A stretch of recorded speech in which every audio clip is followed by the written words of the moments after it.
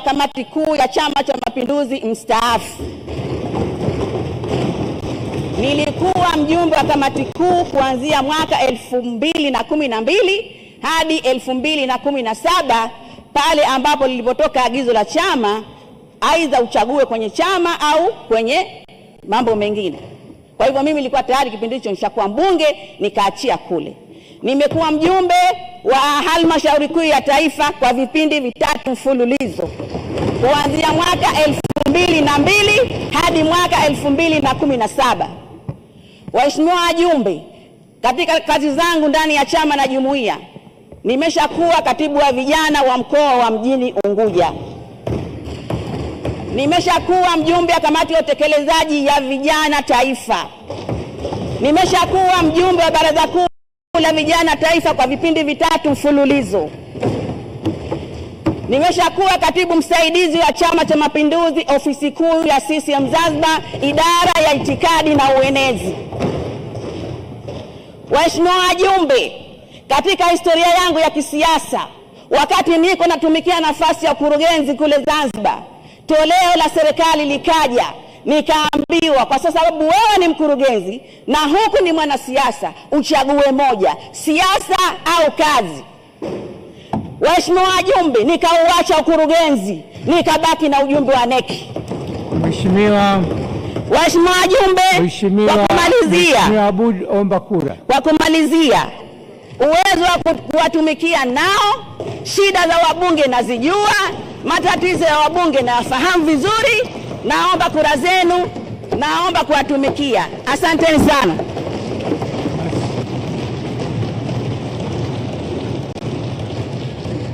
Maswali.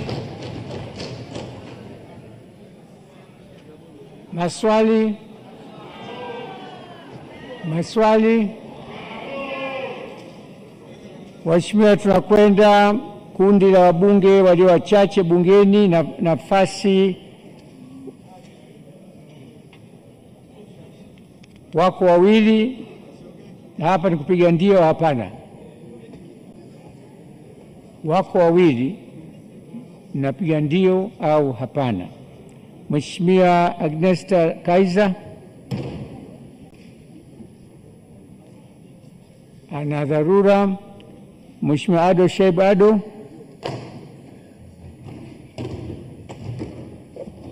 Mheshimiwa Spika, mimi ninaitwa Ado Shaibu Ado, mbunge wa jimbo la Tunduru Kaskazini. Kwa heshima ninasimama mbele ya bunge hili kuwaomba waheshimiwa wabunge wanichague kuwa kamishna wa tume ya utumishi wa bunge. Na ahadi yangu ni moja tu, nitatetea kwa vitendo maslahi ya bunge hili, maslahi ya wabunge na maslahi ya watumishi wa bunge, ambayo hayo kwa hakika ndio mamlaka ya tume ya utumishi wa bunge. Kwa unyenyekevu mkubwa ninaomba kura zenu. Asanteni sana. Maswali. Asanteni. Waheshimiwa, sasa tunakwenda kundi la PAP, uchaguzi wa wajumbe wa bunge.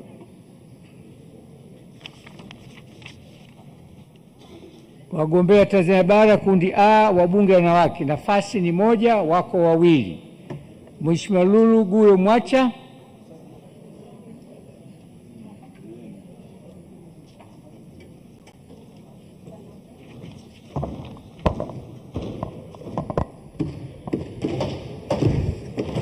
Honorable Speaker, honorable members of Parliament, good morning. My name is Lulu Matcha, Member of Parliament representing the youth of our beloved country, holding a master's degree of Arts in Peace and Security, also a Bachelor of International Relations and Diplomacy. I stand before you kindly requesting for your votes and your support and also your trust to believe in me so that I can be your representative in the Pan-African Parliament. I dedicate myself to go and promote peace and security, also to foster our foreign policy, which is economic diplomacy,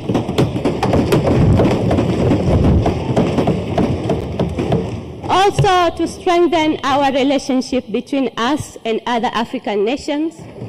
Also, I will make sure our Tanzanian voice is being heard in international region integration, promoting economic development and also welfare of our people. Lastly, I'll make sure I will carry our flag with respect, dignity, and integrity. Thank you so much. Please, once again, I kindly request for your vote. Thank you very much, members of Parliament. Honorable Dr. Nema Madull. Honorable Speaker and Honorable Member of Parliament, distinguished guests and distinguished leaders, ladies and gentlemen, my name is Nema Madull. I am a Member of Parliament and special seats, but also I am a regional women wing leader for Dodoma, but also I'm in charge of all women wing leaders of the whole country. Not only that, I've experienced in working in politics, being a regional women leader. I worked under the community for more than 10 years. So I know how to work from grassroots level, mobilizing women, mobilizing resources to start income generating for the women. Not only that, I was a HIV/AIDS coordinator for almost 10 years, where I was able to travel over the whole region of Africa and overseas. I traveled to Brazil, USA, UK, and also in my continent, I was able to travel to South Africa, Zambia, Uganda, and Kenya to represent my country on HIV/AIDS because I was coordinator for HIV/AIDS over the whole country. During that, I gained experience of speaking in public. Not only that, I realized that African country, we share the same challenges, such as health problem. All of us, Honorable Speaker, we face tropical diseases, such as epidemic and pandemic, and also communicable and non-communicable diseases. Being in a continent, I'll help other leaders to solve this problem, including social and economic problems. Please, Member of Parliament and Honorable Speaker, give me a chance to represent women in Pan-African Parliament. Thank you. Thank you very much, Honorable. Now we shift to Members of Parliament Zanzibar. We have two candidates. You only have to choose one. The first candidate is Honorable Imam Tumai. Honorable Speaker, Honorable Member of Parliament, in front of you, my name is Imam Tumai, a Member of Parliament from Magomeni, Zanzibar. I contest for Member of Pan-African Parliament. I pursue postgraduate diploma in economic diplomacy and a bachelor degree of conflict resolution and peace building, which fit the position. As African proverbs say, if you want to go fast, go alone. If you want to go far, go together. I humbly ask your support and a yes vote so that we may go together in serving Tanzania and Africa. Thank you, honorable members. Thank you, honorable Speaker, for your time and attention. Any questions? Any questions? Labda niseme Kiswahili, maswali? Honorable Sleman Rashid. Thank you, Honorable Speaker, my fellow Member of Parliament. My name is Sleman Rashid, Member of Parliament from Mwera Constituent, Zanzibar. I was worked in the Revolution Government of Zanzibar, different position and different institution. I was planning and static officer from Zanzibar Electricity Corporation. I was acting Director Urban Municipality Council for 9 months, and I was Director of Administration and Personnel from the President Office, Finance and Planning. Honorable Speaker and fellow Member of Parliament, I have bachelor degree of economics from Zanzibar University. I have postgraduate diploma in leadership from Uongozi Institute, and I have master's monetary evaluation from the Open University of Tanzania. I have attended different seminar and workshop in Tanzania and outside of Tanzania, such as China. I am experienced and exposure that ready to fit for this position. Honorable Speaker and fellow Member of Parliament, I am very interested of this position because I want to influence 4 things. 1, advance economic integration and trade. 2nd, influence continental policy. 3rd, promoting regional stability and governance. And 4th, direct benefit for Tanzania citizens. Honorable Speaker and fellow Member of Parliament, please vote for me. My name is Sleman Rashid from Zanzibar. Asante. Members, any questions? Any questions? Thank you very much, Honorables. Now we go to Group C, which is mainland, members of Parliament from mainland. We have 2 positions and we have 4 candidates. The first one is Honorable Mariam Mongula. Thank you, Honorable Speaker. Honorable Speaker, distinguished members of the Parliament, standing before you, my name is Mariam Mongula, and I am vying for the position of a Pan-African Member of Parliament representative. Honorable Speaker, I am an advocate of the High Court of Tanzania, and I held over 20 years of working experience in various positions, including leadership positions, which required me to have negotiating and leadership skills as well. Honorable Speaker, I am deeply committed to our country's principles of unity, peace, and development, which have always been at the heart of our foundation as a nation.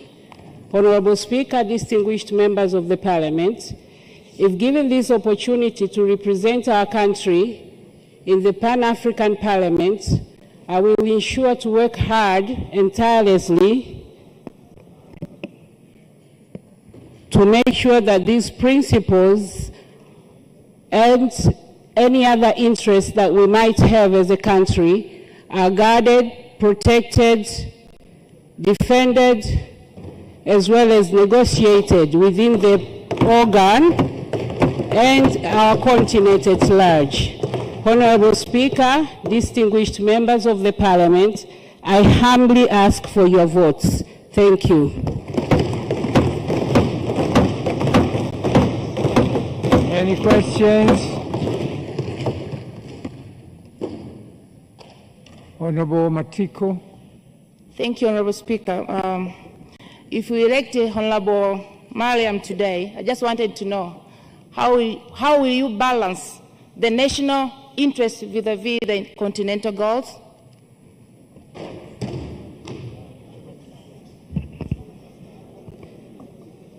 Thank you, distinguished member. As I have already stated, I will always ensure that our nation's interest comes first before anything else. Thank you.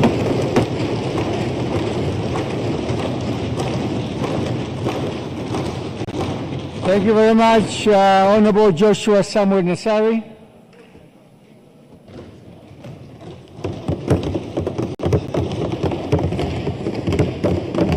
Thank you. Thank you, Honorable Speaker, honorable members of this August House. My name is Joshua Nassari. I bring with me experience from having worked as a member of parliament in this House. At the same time, I also was honored to be appointed by the head of the state, Honorable Samia Suluhu Hassan, to serve as the district commissioner for several districts in this country. First, I served in the Bunda district, Maro region. Then I moved to Singida region, Iramba district, which is basically our prime minister's constituents, and I served there with Hannah. I was later transferred to the district of Monduli in Arusha region, and then Magu district in Mwanza. Honorable Speaker, my education brings huge value with me. I received my bachelor's degree at the University of Dar es Salaam with honors. One of my teachers, or my professors, being Dr. Bashir Hali, who is here today as a minister. In 2016, I competed and I won a scholarship with Chevening, which is the official British government-sponsored programs. And I received a master's degree in international relations and democratic politics at the University of Westminster in central London, UK. And then in 2020, I also graduated with another master's degree in international development and policy from the University of Chicago, Harris School of Public Policy, which was basically sponsored by the Obama Foundation. It was a special program that was crafted by the University of Chicago, Harris School of Public Policy, and the University and the Obama Foundation, to enhance the global identified young change makers. Honorable Nassari, could you please solicit for your vote? Sorry? Could you please solicit for your vote? Honorable Speaker and honorable members, I humbly come before you to ask for your vote so that I can fly our flag high in the Pan-African Parliament, famously known to as Bunge la Africa. I want to assure you that by having me in the House, you guys will not make a mistake and will have a right representative. Kwa hivyo naombeni kura zenu. Thank you, Honorable Speaker and honorable members. Any questions? Any questions? Honorable Thomas Mgoto Kitima, could you please address the members? Honorable Speaker, ministers, and all members of Parliament, kazi na utu. My name is Thomas Mgonto Kitima. I'm standing before you this morning as the candidate of Pan-African Parliament. I'm the holder of Masters of Revenue Law and Administration from the University of Dar es Salaam, and a postgraduate diploma in International Economy Diplomas from the College of Foreign Relations there at Kurasin, Dar es Salaam. I'm committed to present all matters, remain in peace. So by saying that, I'm the right person because I'm well experienced to various of international forums like ISACA Congress, which held in various countries like Kenya, Uganda, and Rwanda. And I'm an energetic person, honest person, and well prepared to present my country by portraying good image as Mwalimu Nyerere did at his era and what Mama Samia is doing at this time. So I'm humbly requesting you to vote for Thomas Mgonto Kitima as representative of this parliament. Thank you. Any questions from the members? Dr. Salman Said Jafo.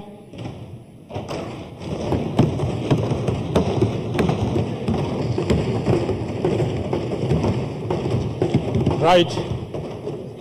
Honorable Speaker, Musa Hassazungu, I would like to recognize the presence of Honorable Daniel Baransiro, Deputy Speaker of this National Assembly, Honorable Ministers and Deputy Ministers present, Honorable Member of Parliament, Mr. Blakalona, a President of United Republic of Tanzania, and the Chairperson of Chama cha Mapinduzi, a champion of diplomacy and development in Africa. I would like also to extend my heartfelt gratitude to the member of Central Committee for nominating me to stand here as the candidate for Pan-African Parliament. Mr. Speaker, shortly I would like maybe to brief what my back experience. One, as all you know that I was a former Minister for Industrial and Trade, responsible for negotiation on trade matters, national and international trade, but also I was a former Minister for Environment and Union Master in the Vice President's office, responsible for all union matters. As I think you know, we addressed almost 14 challenges that was facing our union.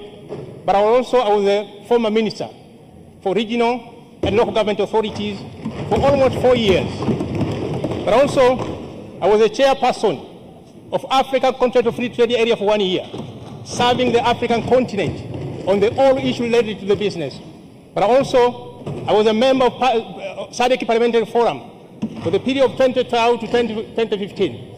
Mr. Speaker, in that experience, I was elected to be a treasurer for SADC Parliamentary Forum with the outstanding performance on financial matters. I was the ones innovated a new system for finance monitoring in the SADC region, and system called the JAFO Financial Communication Protocol.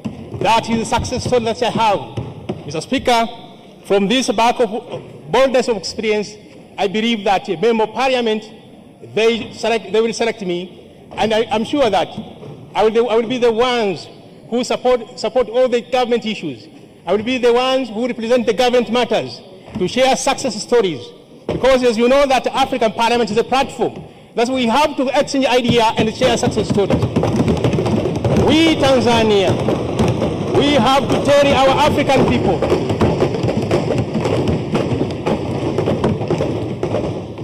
on the Africa we want, we have a project called Inga Dam. But Tanzania, we showed the success story by having Nyerere Hydro Dam. This is success story, and we have to share this success story. Apart from that, among the flagship projects which are supposed to be implemented and the Africa agenda we want is that to have connection for SGR. Unfortunately, many countries failed, especially Tanzania. So these are success stories that we have to share in the Pan-African Parliament. Mr. Speaker, my humble request to the Member of Parliament, please, I need your support. I need your vote. I need your endorsement. I thank you, Mr. Speaker. Much. Now we have one position from the members of Parliament from the minority group, one candidate and one position, Honorable Rashid Habib Ali.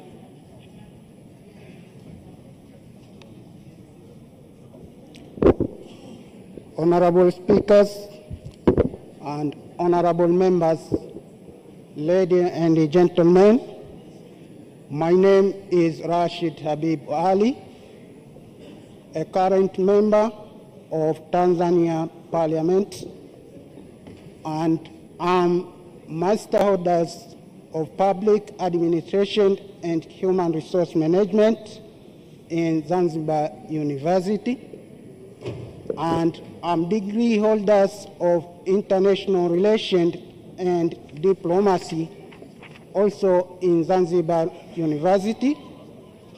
I'm here to ask you for your vote for supporting to present you in Pan-African Parliament with understanding that Tanzania interest is first than all. Thank you. Vote for Rashid Habib Ali. Any questions? Hakuna. Asanteni.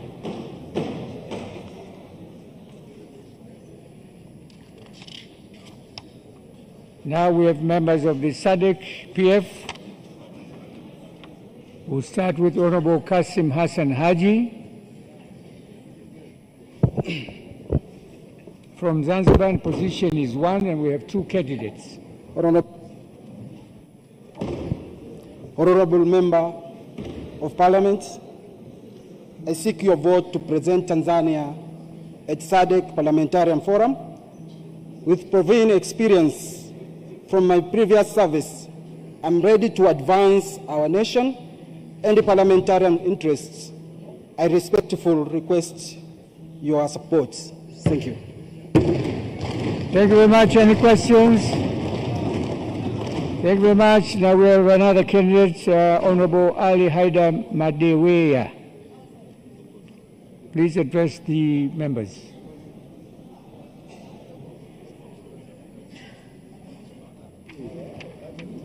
Honorable Speaker and my fellow MPs of Member of Parliament, my name is Ali Haidar Madeweya. I have a bachelor degree of supply chain management. I know the big role of SADC for Tanzania. I know there is some member of state, it has a land locked. I'm trying to push some member of state to use Port of Dar es Salaam for the development of Tanzania. Once again, Honorable Speaker and other members of the Parliament, vote for Madeweya. Thank you. Any questions? Thank you very much. Now we go to the main lanes. We have 4 candidates, and we have only 2 positions. We start with Honorable Lutengano George Mwalwiba.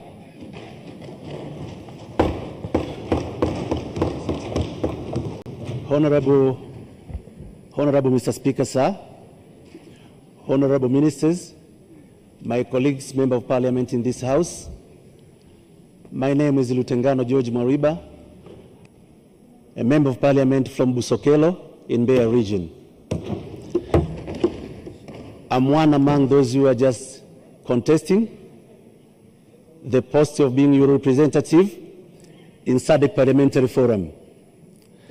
My colleagues, I know that we all understand involvement of our country in political freedom liberation of these member states of the SADC. Right now we have only one common goal for all member states, and this is just to ensure that we achieve economic liberation together. Our country has got a very good policy, and our foreign policy is standing for diplomatic economy. What is to be done in that place is to ensure that the interest of our country is well safeguarded. And I'm going to do this in a very committed heart. I'll be dedicated and keen observing that Tanzania is benefiting to get all this.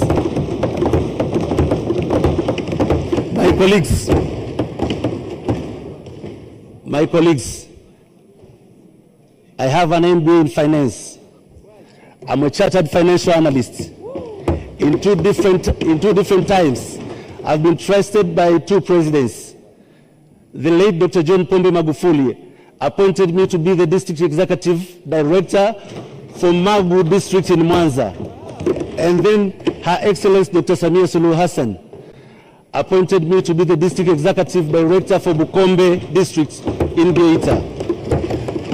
I have a vast experience in private sector. I've worked for almost 9 years. And in public sector, as I've said. So I know I have what it takes, one, to be a keen representative for this house in our country. Dear colleagues, Please give me your yes votes. It's just adding value to your votes, adding value of representation of this house in our country. Please, I'm kindly and humbly requesting your yes votes for me to be your representative. Thank you.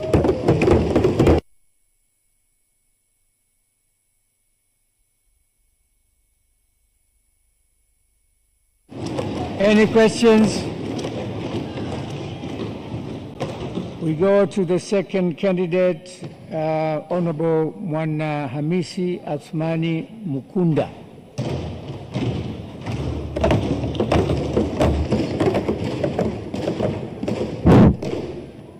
Honorable Speaker, my dear Honorable Member of Parliament, as my name is Mwana Hamisi Athmani Mukunda, Member of Parliament representing Special City from Shinyanga region.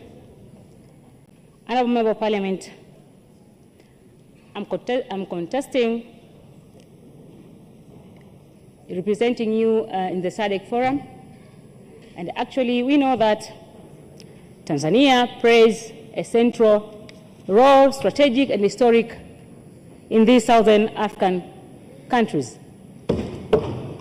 We know that Tanzania is acting as a bridge and is a key player in the development of regional politics, regional security, and economic integration. I humbly asking you, my Member of Parliament, just to have your royal vote for me to represent you. Actually, I will be your pioneer in promoting Tanzania, as we know that Tanzania is a shining country in economic performance, as it has a notable record in surplus of 2 billion trades with this country, especially in the export, by using our ports and our infrastructure. So I'll be there promoting, using the infrastructure of Tanzania as a key player in these, as a key player of these economic countries of the SADC. And another thing, my dear members, I'll be enhancing the pace of economic cooperation and development and integration, basing the equity and mutual benefits of these countries. As we know that we will continue to promote the use of Swahili language as a product of our country. Thank you, Member of Parliament. I humbly ask you your votes for me to represent you in the SADC Forum. Thank you so much. Any questions? Thank you very much. Honorable Isam Chungahela. Thank you, Honorable Mr. Speaker. Thank you, my colleague, members of Parliament. I goes to the name of Isa Alim Chungahela, Member of Parliament from Lulindi constituency. I'm contesting the display for SADC Forum parliamentarian. Being members of this very key decision making for the Africa in general, I'll be most of representative who will give you some very good performance. I have a key performance relating to the vehicle. I have SADC.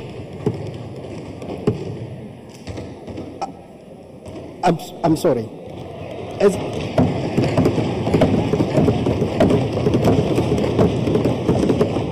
In fact, yes, in fact, as my name tried to prevail, my name is Mchungahela, that I'm going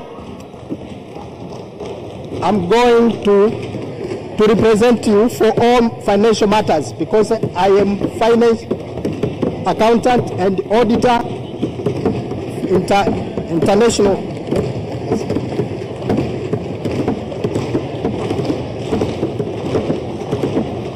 Thank you. Thank you. Any questions? Thank you very much. Now we have a group from the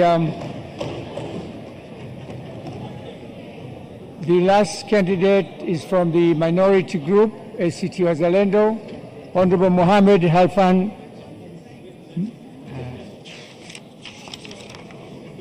Yes, we have Honorable Josephine Kapoma.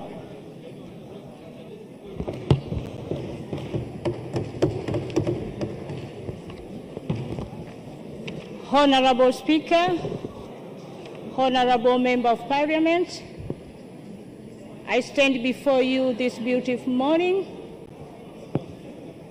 to ask for your vote. My name is Josephine Kapoma, representing women from Morogoro. I hold a master's degree from United Kingdom. I have intensive experience working with the United Nations and the USAID funded project for 15 years. Before joining this parliament, I worked as a global finance and operation manager for Liberia, Kenya, and Tanzania. I'm humbly asking for your vote because I know we are looking for somebody to tell the beauty of our nation. And I'm that person who is going to tell the story of our nation. With extensive experience working with these countries, the SADC countries, I'm sure I'm that person we are looking for. I'm going to carry Tanzania flag. I'm going to tell the story. And dear members of this parliament, I'm humbly asking for your vote. Please vote for Josephine Kapoma. Thank you. Any questions?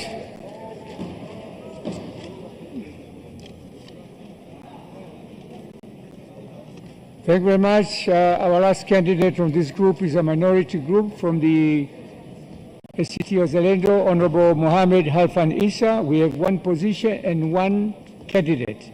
Unfortunately, Mr. Mohammed Halfan Issa is sick and he won't be able to be here.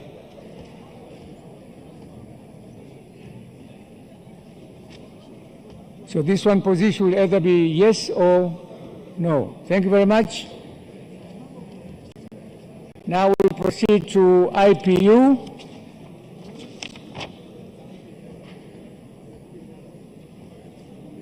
The first group is from members of parliament from the women's side, Tanzania mainland, and we have Balozi Pindi Chana.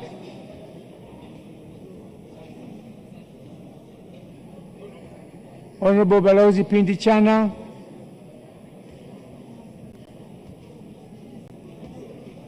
The second candidate is Engineer Manisha Shangazi Ulenge.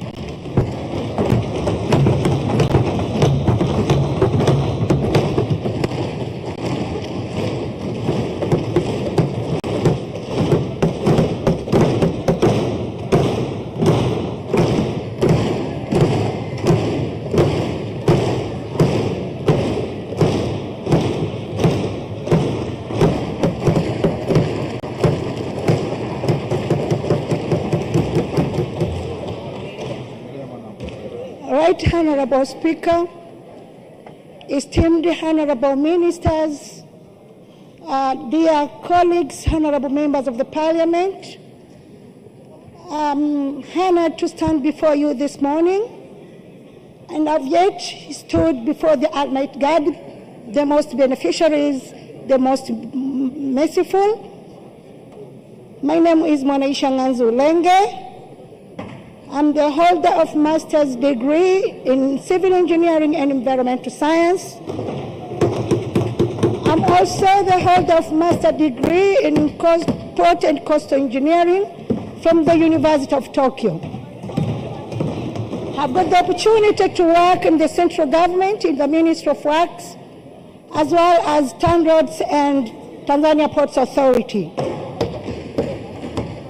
I'm honored to request your vote of confidence for me to become your representative in Interparliamentary Union, the position that I have worked before for the past 5 years. And one of the notable achievements that it is worth to mention here is when our former speaker became the president of IPU. The experience that has been exposed me in political and international campaign, that experience is a game changer to me as a potential human resource of this country. And I'm aware of the work ahead of us is to go there and to promote our national image for what that have been gone. So, as an institutional memory of IPU, I humbly request your support to go there to support the good work of Honorable President of Tanzania, promoting our country's image globally. Thank you so much. Thank you so much. Thank you very much. We have Balozi Pindi Chana, she's back.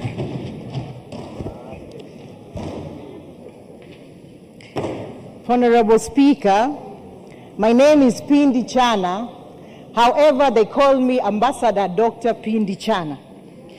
I am a lawyer by profession, holding my PhD in international law. I stand before you, Honorable Speaker, and my fellow members of Parliament. First of all, allow me to express my gratitude and appreciation to Her Excellency Dr. Samia Suluhu Hassan, President of United Republic of Tanzania, for approving my name, and today I'm here before this Parliament. Honorable Speaker, I'm standing here to humbly request to be a representative from our Parliament to Interparliamentary Union, IPU. IPU was established around 1889, and it composed of not less than 183 national parliaments.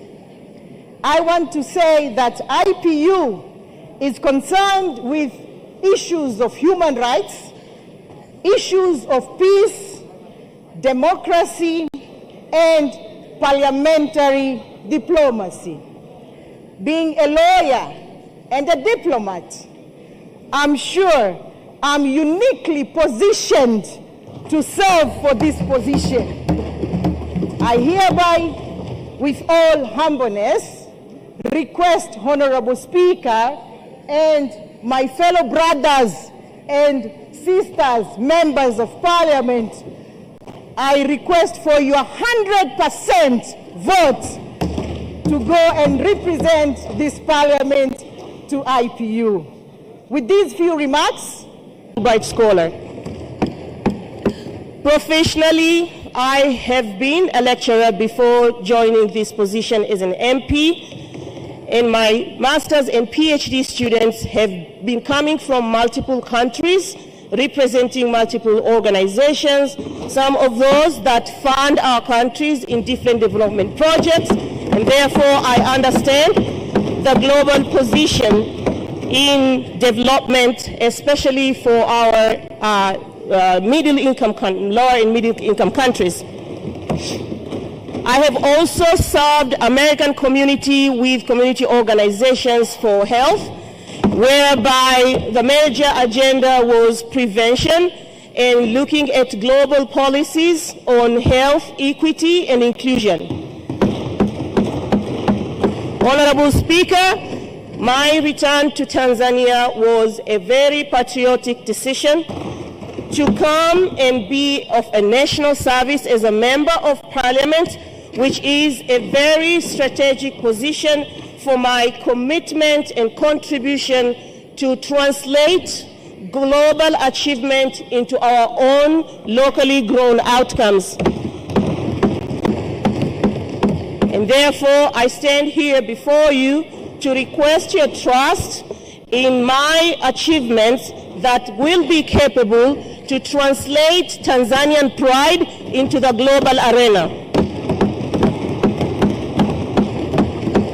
The Interparliamentary Union is a global forum, and I understand it requires competent representatives with patriotism who are ready to face the global arena we have today and protect our national values and appreciate the global contribution.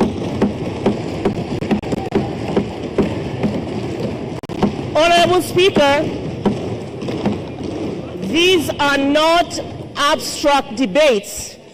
They require competency, careful analysis, confidence and defense, and with modern parliamentary systems, we require not just representation, but we require forceful advocacy into the world decision.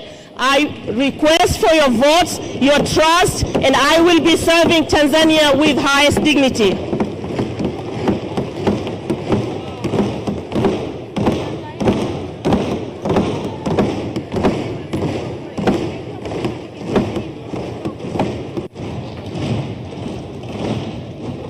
Honorable members, now I call on Honorable Yuma Omar.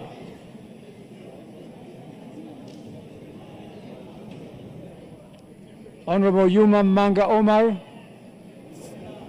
It's Yumna. And Pardon, Honorable Speaker, it's Yumna. Honorable Speaker, honorable fellow members of Parliament, good morning. My good name is Yumna Omar, a member of Parliament, Special Seats, People with Disability from Zanzibar. I stand in front of you today, not just to ask for a position, but a representation of our nation, of our Parliament, of people of Tanzania in the Interparliamentary Union. Honorable Speaker, honorable fellow members of Parliament, I have masters in environmental sciences and experience in representing Tanzania regionally and internationally, like in the UPR Info 39, AU CPRH 77, and several side events in the United Nations headquarters, New York, as a young leader with disability representing people with disability from Africa. Honorable Speaker and honorable fellow members of the Parliament, you will all agree with me that IPU is a platform where nations gather to discuss on matters of democracy, matters of peace, security, matters of sustainable development, and I serve a great purpose to represent our country with dignity, integrity, and pride.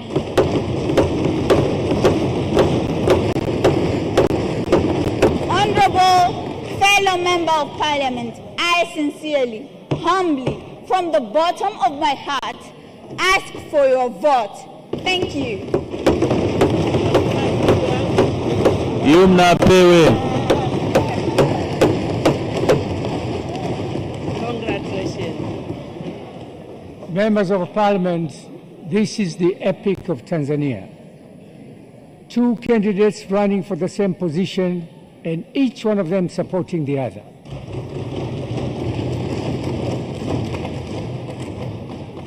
Now we shift to Group C, which is members of Parliament from mainland.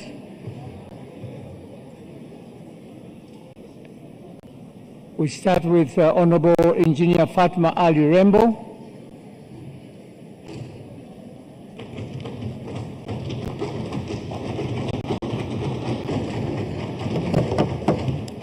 Honorable Speaker, honorable ministers, honorable members of Parliament, My name is Engineer Fatma Rambo.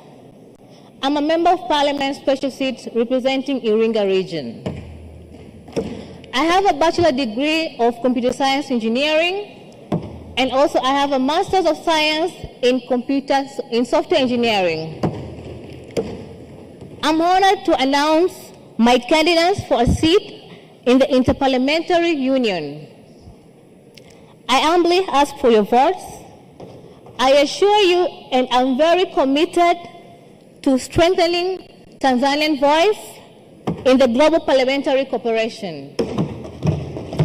I will advocate for inclusive development, international rule of law, peaceful resolution of conflicts, accountability, and democratic governance. I'm a Global Peace Ambassador and the Country Director of Global Leaders Hub. Your voice today is a message that women and youth of this nation are highly valued. Let's celebrate Dr. Samia Suluhu Hassan as a global diplomatic champion. I humbly ask for your votes. Send me and let me go and represent my country, because I know I can. I've done it before and I'm ready to do it again. From the bottom of my heart, I ask for your votes. I humbly ask for your votes. Thank you for your cooperation.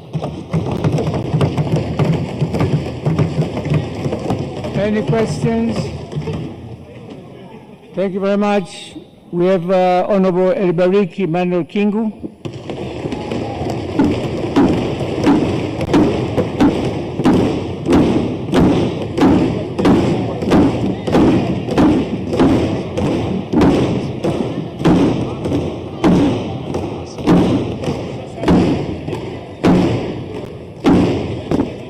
Honorable Speaker, on behalf of myself and on behalf of the people of Ikungi West, I would like to convey my gratitude, full of humility and dignity, for the respect that your office and the office of the Clerk of the National Assembly has bestowed on to me. Thank you so much, Honorable Speaker. Honorable Speaker, my names are Elibariki Emmanuel Kingu, parliamentarian from Ikungi West, a master degree holder in sustainable development and diplomacy from the United States, a bachelor degree holder with the upper second flying results from the Mzumbe University, public service management, majoring in central government, the former district commissioner from Kisarawe, former district commissioner from Igunga, former chairperson for the Standing Committee on Health here in the Parliament of Tanzania for last 1 year, and also an IPU parliamentarian for last 5 years, in which we together, Honorable Speaker, managed to accomplish a lot of mission in the country for the flying color beyond the sky. Honorable Speaker, it's of that reason, deep of humility and dignity, I want to assure my fellow members of Parliament, I served as an IPU parliamentarian for 5 years. I served this nation with a humbled heart, dignity, and humility. I represented the interest of Tanzania and made the flag of our motherland to fly beyond the horizon of the blue sky. We managed, Honorable Speaker. You are a witness, Honorable Speaker. I, with you, managed to accomplish a very positive strategic mission of the country in Angola. I was one of them to bring the victory back home. As far as that is concerned, Honorable Speaker, I was sent by the country to do the mission to bring the WHO director in Central Africa. I was one of the spearheaded persons that we bring the victory back home, Honorable Speaker. The same, Honorable Speaker, me and you in Angola, we were sent by this motherland with deep respect to Angola. We made our commitment to bring the victory back home, the extent that made our president proud that Tanzania flag was flying beyond the blue horizon, that Tanzania was respected internationally. Honorable Speaker, it's of that reason I want to commit myself to my fellow members of Parliament. I'm a committed young parliamentarian from Tanzania. I'm a visioned young man, humbled servant, ready to serve the Republic of Tanzania, the interests of my motherland Tanzania. I assure you, Honorable Speaker, Once I'm endorsed today, the same spirit that I had the last 5 years, I promise this parliament today, the same spirit, Honorable Speaker, the spirit of flying high the flag of Tanzania, the spirit of flying high the flag of Dr. Samia Suluhu Hassan in parliamentary diplomacy. I'm going to be committed, humble servant, to make sure that the dignity, respect, commitment, and love of my country is going to be represented well in the IPU. So for that reason, Honorable Speaker, I really again want to appreciate and congratulate you for the role that you have already started doing in our parliament. You have brought all members of parliament together. Thank you so much, Honorable Speaker. We promise you, as members of parliament, as I'm going to be voted today, I'm sure my fellow members of parliament are going to bestow their trust unto me today.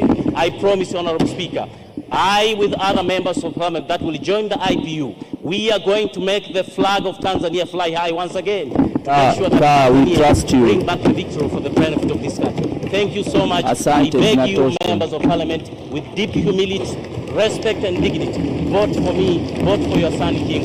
Thank you so much. Thank you so much. Thank you very much. Any questions? Now I'm calling on Honorable Asha Feruse.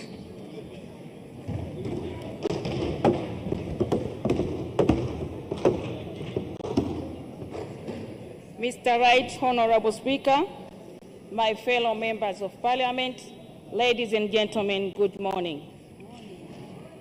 My good name is Asha Feruse.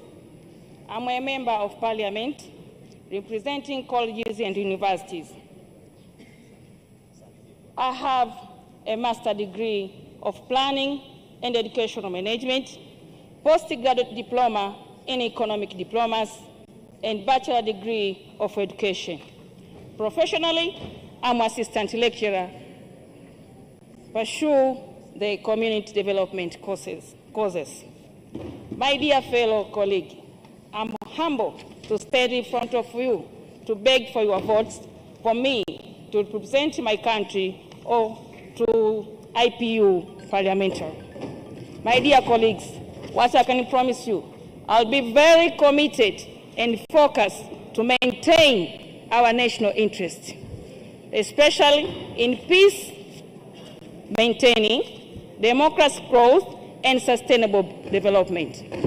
My dear colleagues, I'll be very focused to search for good opportunities that will promote our good economic growth, also different opportunities for improving our economic diplomacy. My dear colleagues, I'm humble to beg for your votes for today to be a member of IPU. Thank you very much.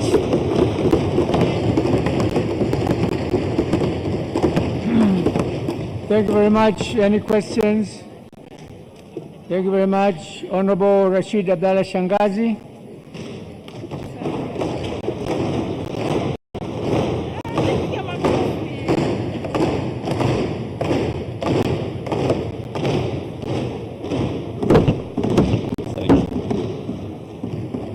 Right Honorable Mr. Speaker, Right Honorable Mr. Speaker, dear members of Parliament, good morning. My name is Rashid Shangazi. I am representing the people of Mlalo. I have been in this August House, now it is for the third term. Previously, I have been serving as system party secretary, caucus, but also I have served as Commission of National Assembly. Members of Parliament, I stand before you asking for your vote. My dedication, my commitment, my hard working is unquestionable. I am requesting you all to vote for me. Thank you.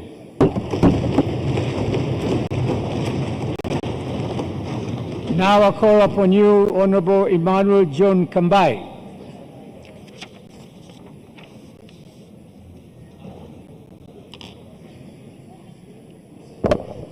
Honorable Speaker, Honorable Member of Parliament, good morning. My name is Emmanuel John Kambai, a Member of Parliament from Babati Town constituency. I'm in front of you to beg your vote.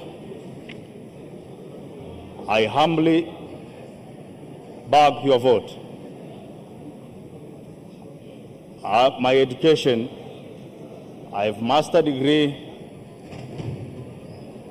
in business administration, in governance, leadership and governance. I have a degree of procurement and logistics management. I have a CPSP Tanzania. I have a CPSP UK as a global standard. My colleagues, I humbly seek your vote to represent you in the Interparliamentary Union, so that to represent you in this House and our nation. If I'll get this opportunity, I will stay for the interests of our country with integrity, cooperative,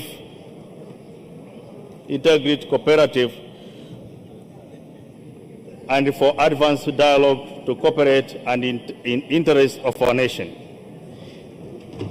I will be committed, respect, ensures that review of this House are well articulated and brought back for our collective benefit. My colleagues, if you will give me this opportunity, I make sure I can find the opportunities for the women and the youth for our nation.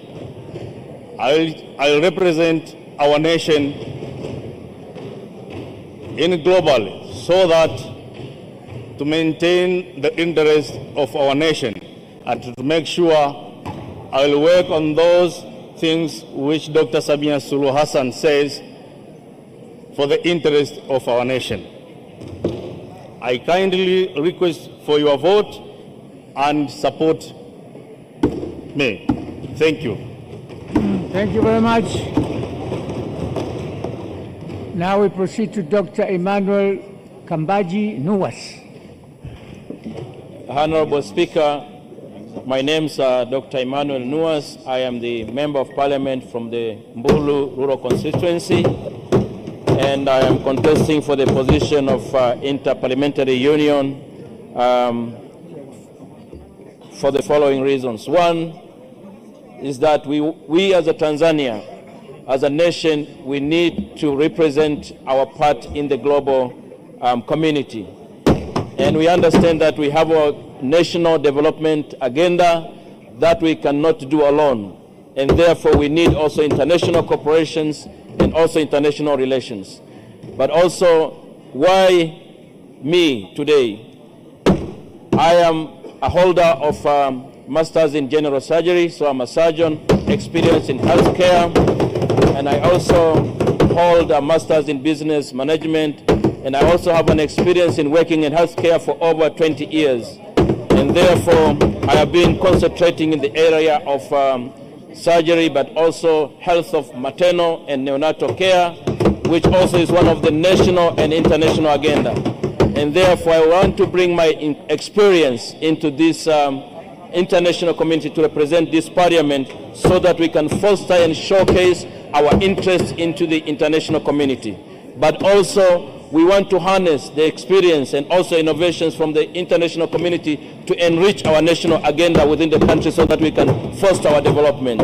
Honorable Speaker, I want to ask humbly the members of the parliament to give me the votes of confidence, so that I can represent this parliament into the IPU for the protecting the sovereignty of our country, keeping high our flag, but also ensuring that we push our national agenda into the international community. Thank you.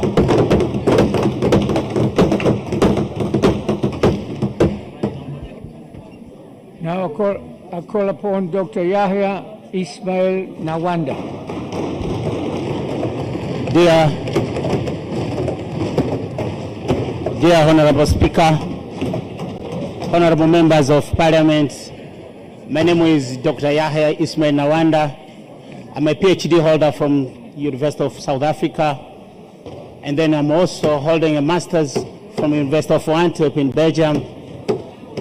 Also, I'm holding master's from University of Dar es Salaam. Dear members, I just came in front of you. My work experience, I've been a regional commissioner of Simu for 2.5 years. I've been DC for almost 10 years in Lindi, Tabora, and Iramba. I also worked as a lecturer at Sokoine University of Agriculture. Here I'm privileged to have two professors who taught me, Professor Muhongo, who was a visiting professor, and Dr. Ali Bashiru, who was also my lecturer at the University of Dar es Salaam. I'm here in front of you requesting members to vote for me, IPU, and I promise to be a very active member in fostering development, especially when it comes to issues of Tanzania. I've been working in Tanzania in different sectors as regional commissioner, as I've said. Also, I worked as a member of international organization, therefore I understand ABCs about what Tanzania needs, especially to the contemporary society. I'm here in front of you asking for votes, and I'm humbly requesting to vote for me at IPU. I'll be a very active member, and I promise to be a very active member and take all the good things which Tanzania needs to be spoken, especially to the IPU. I'm also a multilingual. I can speak Portuguese, I can speak French, I can speak Japanese and everything. I also, in front of you, I just want to say thank you very much. Shishi, muito obrigado. Merci beaucoup. Thank you very much. Thank you.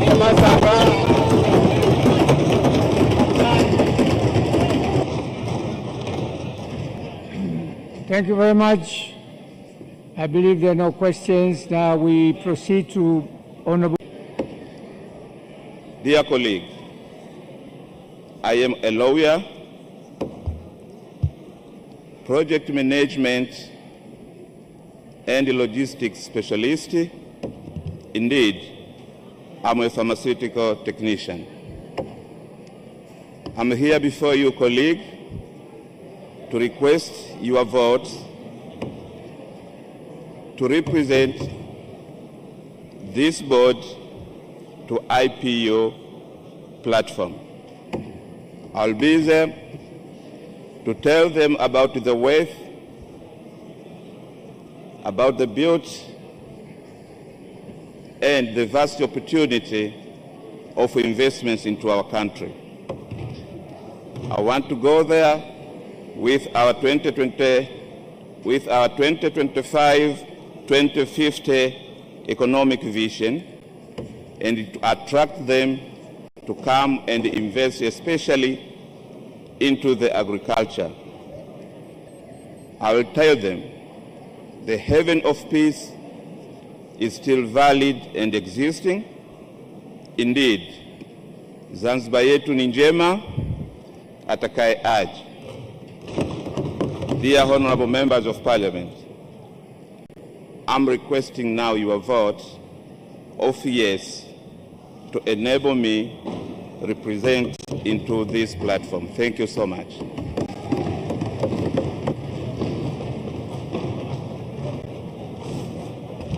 Thank you very much. Now I call upon a member from the minority party.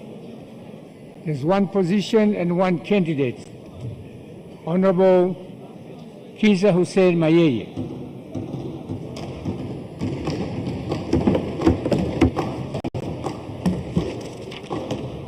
Honorable Mr. Speaker, honorable ministers, honorable members of parliament, good morning. My name is Kiza May, Member of Parliament from Kigoma constituency. I'm here before you this morning with humility and a sense of responsibility to seek for your vote and support so that I can represent my country to Inter-Parliamentary Union. Hello, members of Parliament. I know both of us, we know that IPU is a very, very important platform where the nation sets together, set dialogue, shape the dialogue on how to fight on democracy, development, and peace all over the world. I'm sure I'm a very strong woman, polite, humble. I'll be able to help my country, to help my President Samia Hassan Suluhu, to represent the country of Tanzania outside the world. Kindly, I need your vote. And in Kigoma, we say, mlakoze imana ibafashe. Asanteni sana, Mungu awabariki sana.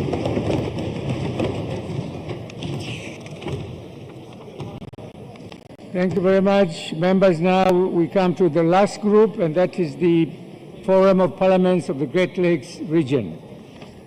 I call upon Honorable Sylvia Sigula.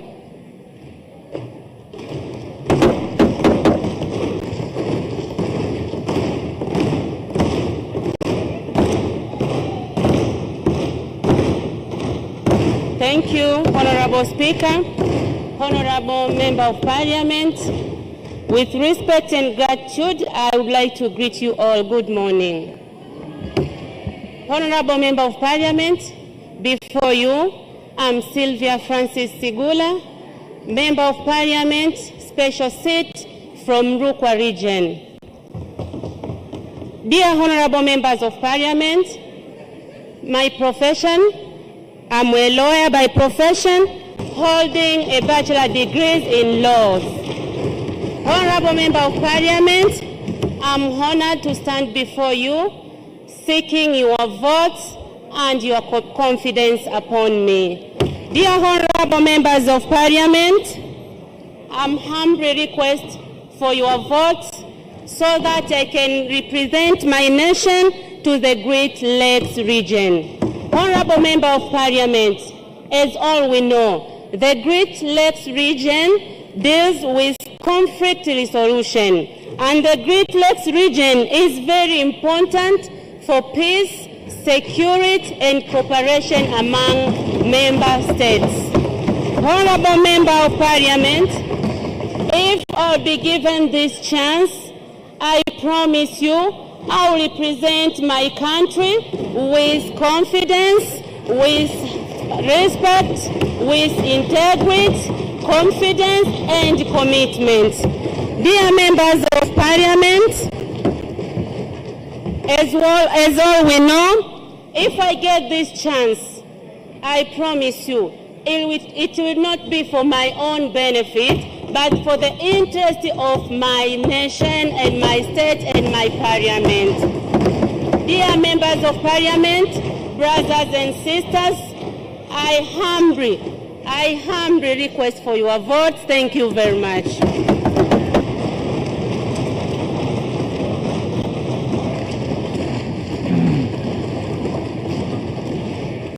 I now call upon Honorable Margaret Baraka Ezekiel.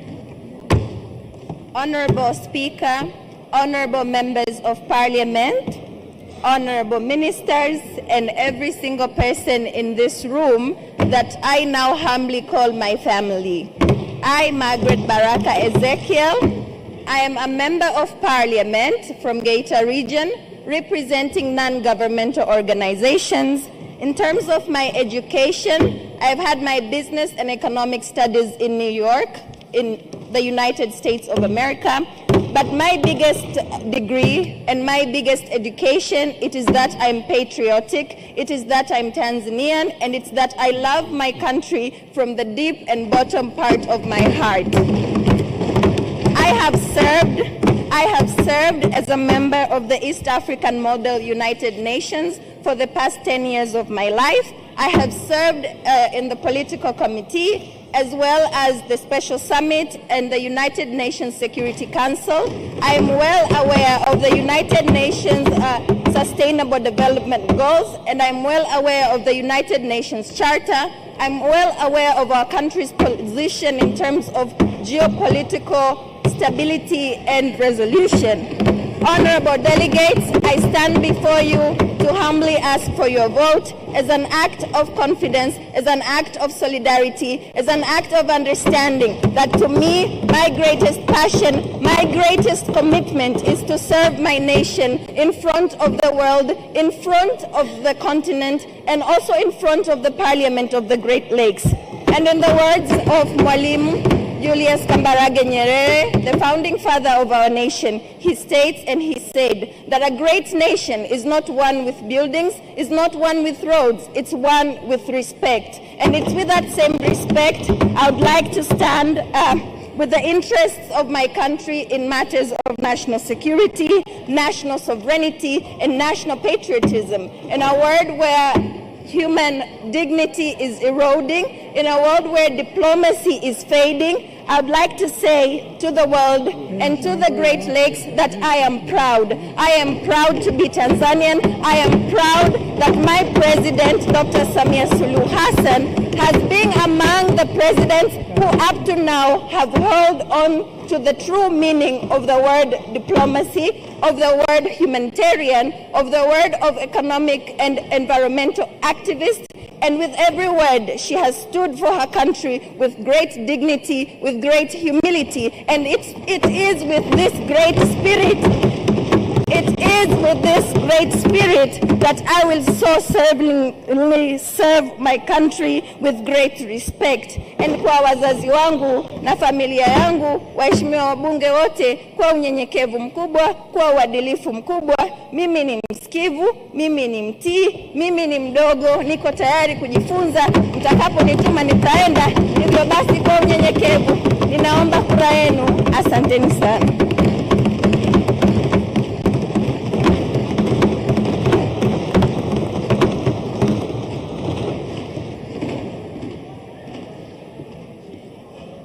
Now I call Group B from Zanzibar, 2 candidates and 1 position. Honorable Sai Salin Hamad.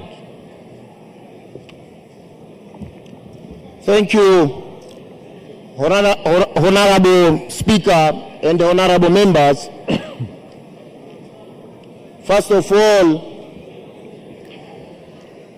I would like to take this chance to thank you, all of you, for giving me this chance to be one among the members that will take this marvelous opportunity to the Great Lake region. Please give me your attention, because to inculcate the people and to represent the people in this region, it is my function. I am Sai Salin, the Member of Parliament from Ole Pemba, and also I'm the Member of Parliament from Ole Pemba. I have degree of computer science and also in finalizing the master degree of computer science.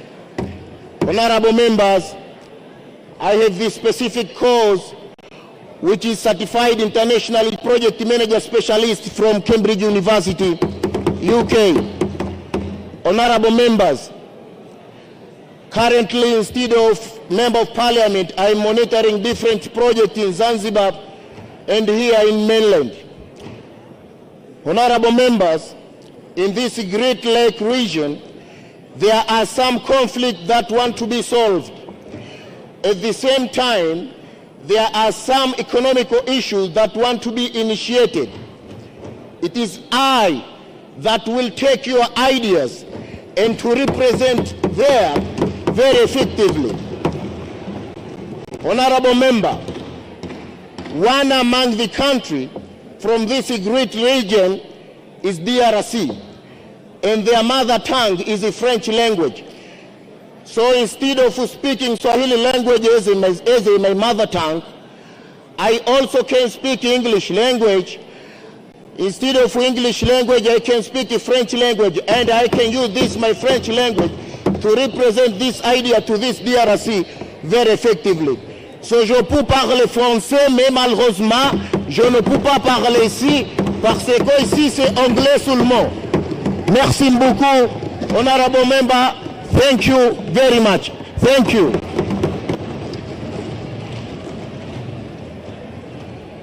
Thank you very much.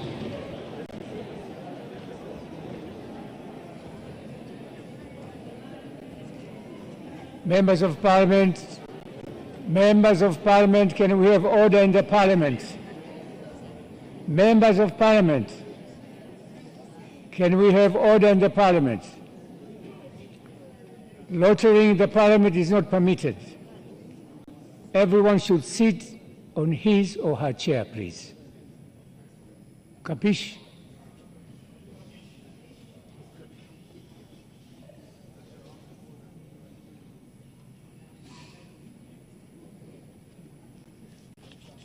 I'm calling a member from Zanzibar. Honorable Sadifa Hames. Mwenyekiti. Simba Yangara. Honorable Speaker, Ministers, Member of Parliament, I'm Sadifa Hames. My working experience as a Member of Parliament, it is about 3 times now. Also, I was a chairman of Youth League in Tanzania. I was a member of Central Committee in CCM. My level of education, I have master's degree in international relations and diplomacy. I have Bachelor of Law and Sharia. Honorable Speaker, I would like to take these marvelous and unique opportunities to request for your vote and your support. Why? Honorable Speaker, Tanzania nowadays, we have our interest. And when you talk about the interest, according to realists, they have divided this interest into 3: political interest, social interest, and economic interest. I assure you, my colleague, Member of Parliament, I'm going there to represent you in order to safeguard Tanzania interest. And in the political interest, according to my Dr. Bashiru, this is my teacher who taught me, according to realists, they divided. When you talk about political interest, what does it mean? Means sustaining of peace and security, and we are looking for political power. So, according to this movement of our mama, Samia, she has come to boost up the level of our diplomatic relation in Tanzania. So, it's our time now to go there and to show our capacity. I assure my colleague, Member of Parliament, I will be good representatives in Great Lakes. In the issue of economic, also it is our interest and social economic interest. I'll fight for them strongly. Honorable Speaker, before, I would like to take one important thing about our sovereignty. This is the important things which, when I will be there, I will safeguard our sovereignty. Tanzania should be recognized as a sovereign state. Thank you. Thank you very much. Now we proceed to Group C, Tanzania Mainland. I now call Engineer Ezra John Chesa.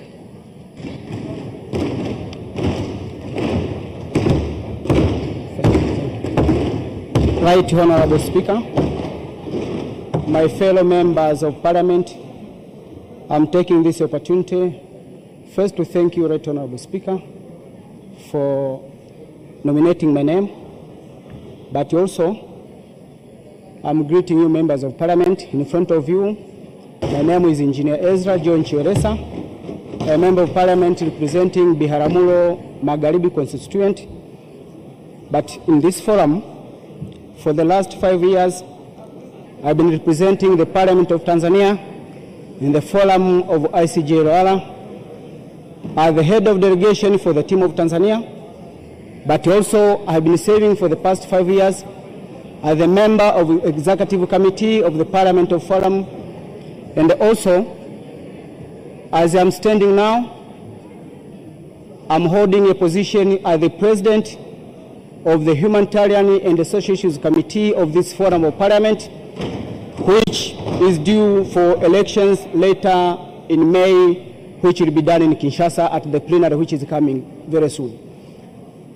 One of the key issues that I'm proud of, I was trusted by the Parliament for the last time, but also the key issues that we have done in that Parliament. I've been involved in 2 great occasions which have brought back the victory in this country, where I was involved as the team of the campaign for the President of the IPU, but also, Right Honorable Speaker, under your guidance, last year in April, we were in Angola once again, vying for the position of the Secretary General of this forum, and for the first time we brought back home the victory, whereby Dr. Ambassador Deo Mapinga was elected to be the first Secretary General from Tanzania. But apart from that, I was involved in so many activities which has brought back the HANA in this country, whereby most of the time we are dealing with the conflict resolution. And as the President of the Humanitarian and Social Issues Committee, together with the President of Peace and Security, we proposed a proposal at the Plenary Assembly, which was blessed in Sudan in 2023, whereby we conducted a thorough fact-finding mission, trying to sort out the conflicts which have been going on. As the parliamentarians, we have met various presidents, including the President of DRC, President of Uganda, President of Kenya, President of Rwanda, in view of trying to release the tension which is happening in this region. So with my experience in the position that I've been holding in this forum, I'm sure if I'm going to be given this chance once again, I represent the country interest, whereby making sure this region is at peace will give Tanzania the relief, because you can't call yourself that you are developing or you are at peace while your neighbors are fighting. So the interest of Tanzania is to make sure all our neighbors are at peace, so that when we are planning our development, even our neighbors can plan also and be part of our development in this region. Having said that, once again, my fellow members of Parliament, in front of you is Engineer Ezra John Chiweresa, who was representing this Parliament as the head of delegation. I'm standing in front of you, requesting you guys, requesting you members of Parliament, requesting the Right Honorable Speaker also for your vote, so that once again I can be leading this team of Tanzania in this Great Lake region, so that peace can be maintained, but also the hand of Tanzania can be maintained as well. Thank you so much for your chance. I'm requesting for your vote once again, and thank you so much for giving me the chance.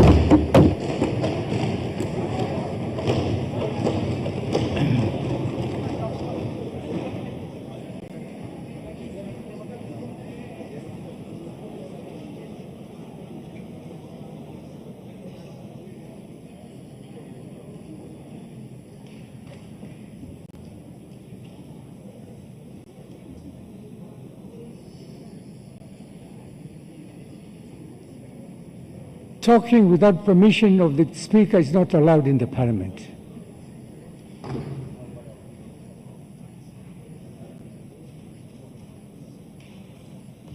Honorable Cosmas Inigua.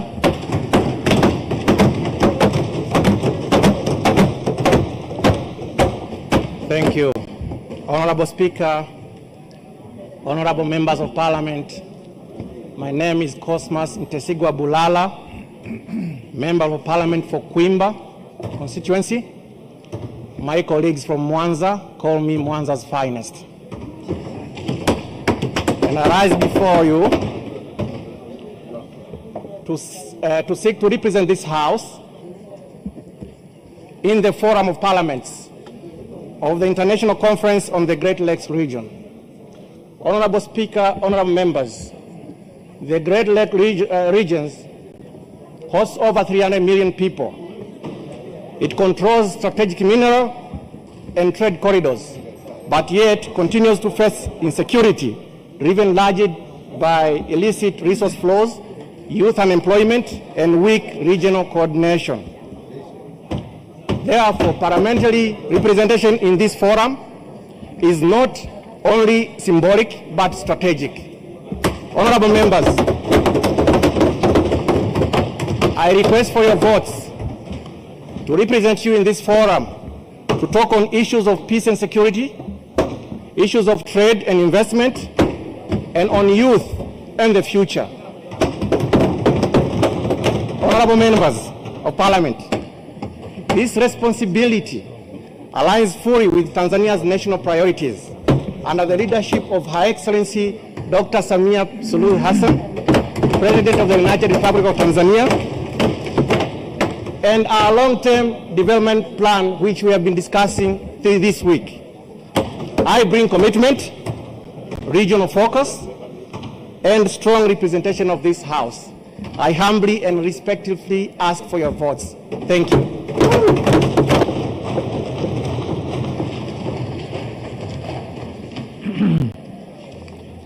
Now I call upon Honorable Festo Sanga.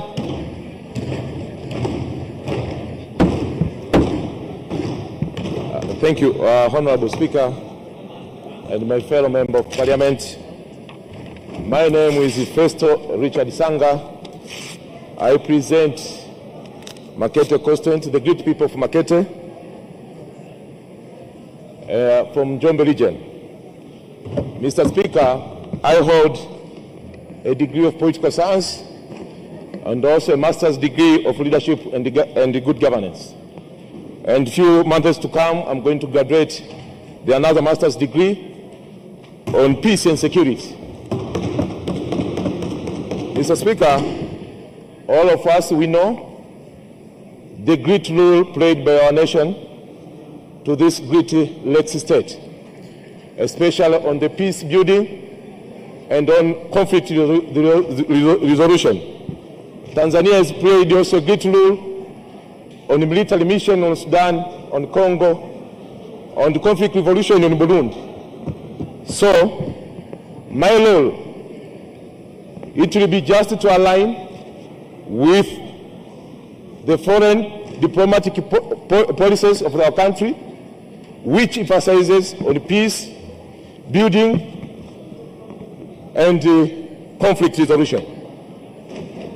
My devotion to you and to my nation, I will wave the flag of our nation high with a great heart, and I will serve the national interest first if I'll be voted.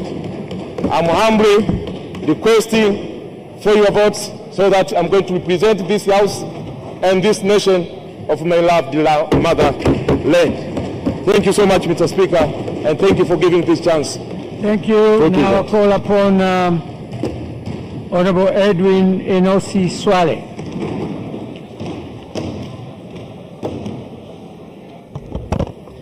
Honorable Speaker, I'm extremely humbled to stand before you this morning and address this Parliament.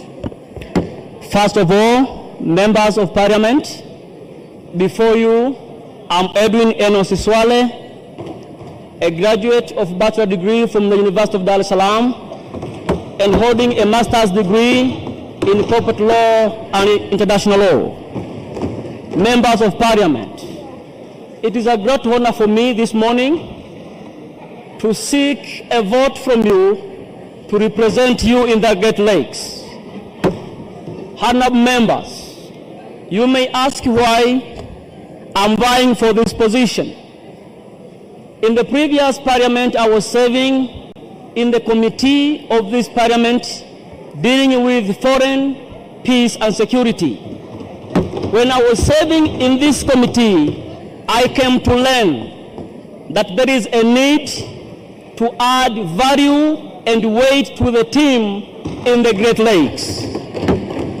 And I can explain to you, my friends and my colleague members of parliament, I have read the treaty for stability, security and development in the Great Lakes. There are 10 protocols. One of them is to foster the agenda about development, restricting illegal exploitation of minerals, fostering war crimes, prevention of violence against women, etc. So members of parliament, if you need a person to foster the agenda of 2050 about infrastructure, peace, good governance, Edwin Enos, I'm here, vote for me. Members of parliament, if you want a person to foster an agenda of democracy, good governance in the region, Edwin Enos, I'm here, please vote for me. Members of parliament, I can assure you, I will make sure the interest of our country stands tall always. I know the geopolitics of the region. I know the peace issues of the region. I can assure you, if you vote for me, I will add value in the team. I will stand as an Attorney General to guide my fellow members to make an interest of our country. Members of Parliament, my fellow ministers, deputy ministers, and my colleagues, members of Parliament, your votes will never be wasted. Please vote for me. Thank you, and God bless you.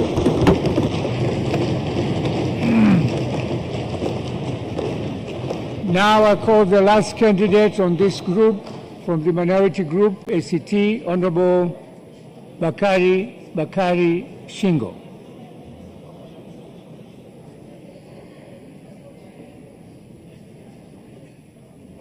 Naam, Mheshimiwa.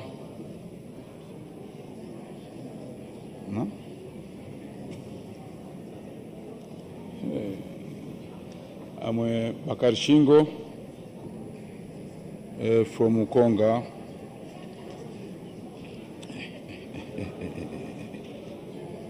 Excuse me, excuse me.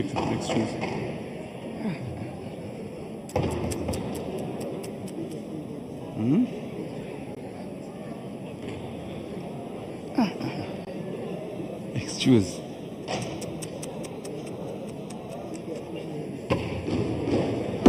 Oh.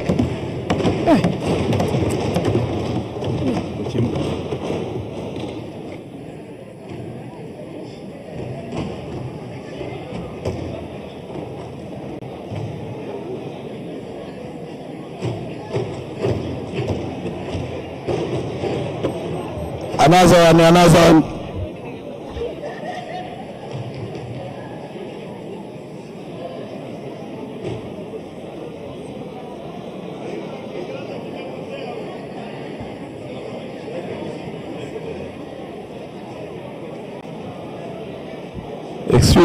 Excuse Honorable Speaker.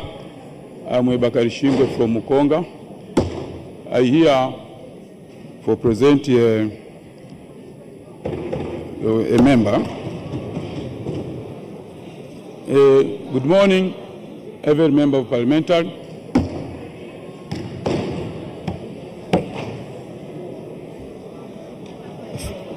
I hope my ask here. Okay, excuse.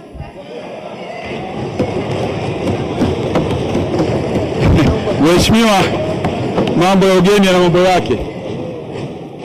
Kimsingi Mheshimiwa, naomba kura kwa ajili ya bunge la jukwaa la maziwa makuu. Samahani, naomba kura zenu. Thank you very much.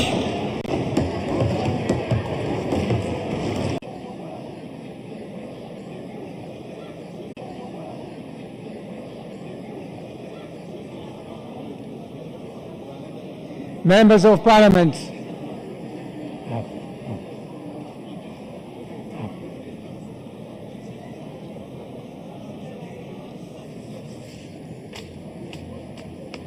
We have completed all the groups. We had Parliamentary Commission, Parliament, we had PAP, SADC, IPU, Great Lakes, and all candidates have addressed themselves to you. Now it is up to you who to pick and who to leave.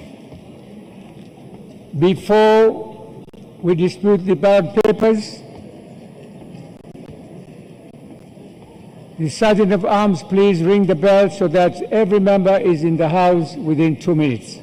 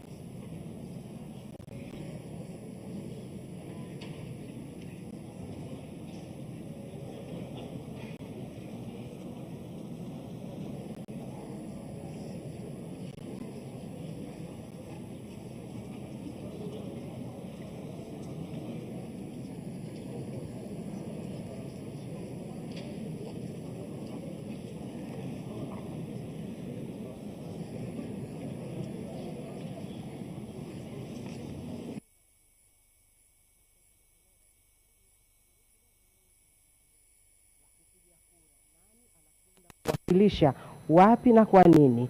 Ameshajinadi mtu kwamba mimi nina uwezo huu, nitakwenda kufanya 1 2 3. Kwa hiyo kinachofuata sasa, mtazamaji wa Bunge TV, ni kuanza kwa zoezi la upigaji kura. Namna hivi sasa tusikilize kile kinachoendelea, kama tayari dakika 2 zimekwisha pita na bado naona maandalizi yakiwa yanaendelea.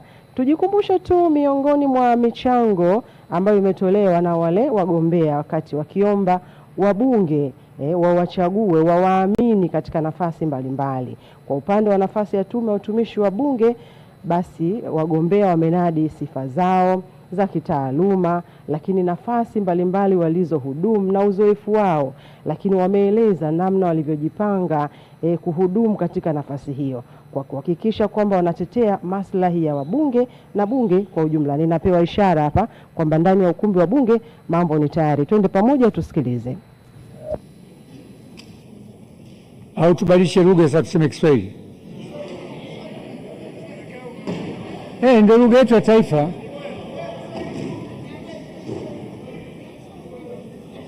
Au tuna mjumbe pale anasema lugha ya Kiportugizi, si lugha ngapi? Tumwite tu. Wataalamu hesabuni haraka sana.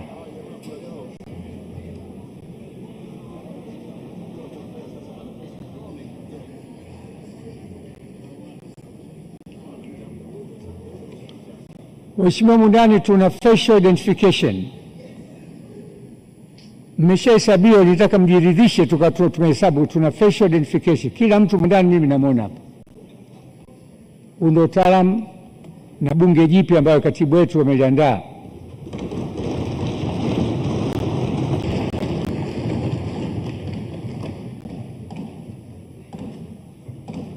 Tuna verify physically just to put the right number.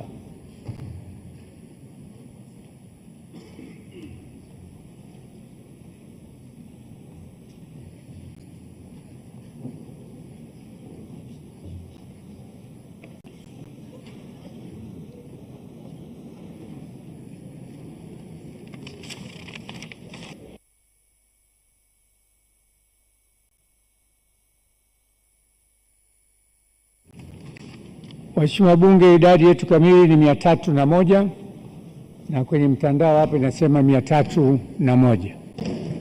Katibu, gawa kura.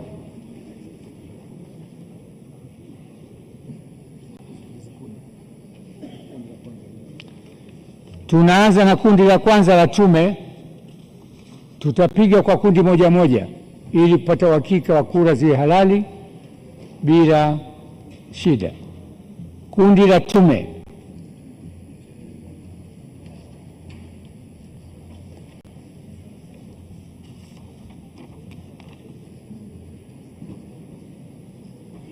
Mheshimiwa Kafiti anaomba kutangaza. Kafiti William Kafiti amepoteza simu zake mbili, moja Samsung na iPhone. Anaomba ambao umeziona basi wamsaidie.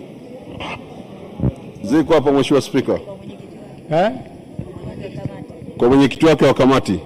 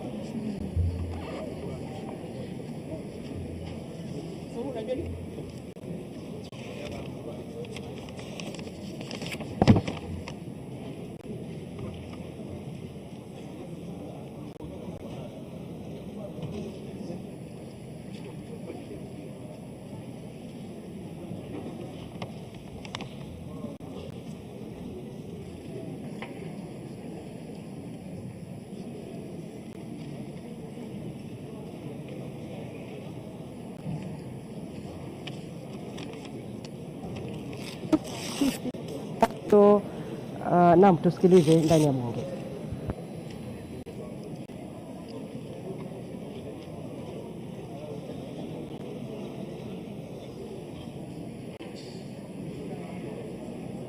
Wale ambavyo vitatumika kwa baada ya kura kuwa zimekushapigwa, sehemu ambapo kura zitakwenda kuwekwa, basi vinaendelea kuandaliwa na maandalizi mengine yote kuhakikisha kwamba yamekamilika, ili sasa lile zoezi maalum kabisa la kufanya maamuzi, nani aende awakilishe wabunge katika tume ya utumishi wa bunge ni nani.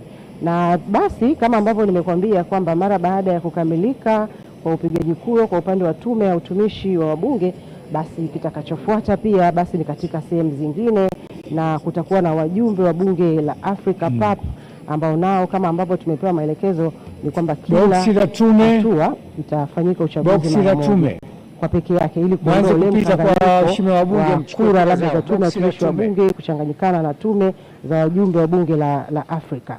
Na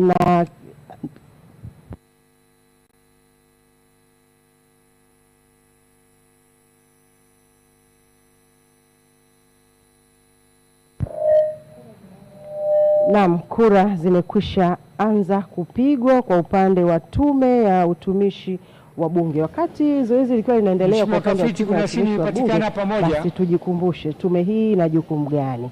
Tume ya utumishi wa bunge ina jukumu la kusimamia masuala ya utawala ndani ya bunge ili wabunge waweze kufanya kazi zao kwa ufanisi. Utaona umuhimu wa uwepo wa tume hiyo. Miongoni mwa majukumu yake ya tume ya utumishi wa bunge ni pamoja na kuajiri na kuthibitisha watumishi wa bunge. Hapa wanakuwa na wajibu wa kusimamia ajira, uthibitisho na upangaji wa wafanyakazi wa bunge. Na jukumu lingine la tume ya utumishi wa bunge ni kusimamia nidhamu ya watumishi wa bunge. Tunafahamu ni muhimu, lazima awepo mtu ambaye anasimamia nidhamu ili kuhakikisha basi mambo yanakwenda sawa sawa. Na tume hii basi itakuwa na wajibu wa kuchukua hatua za kinidhamu kwa mujibu wa sheria na kanuni.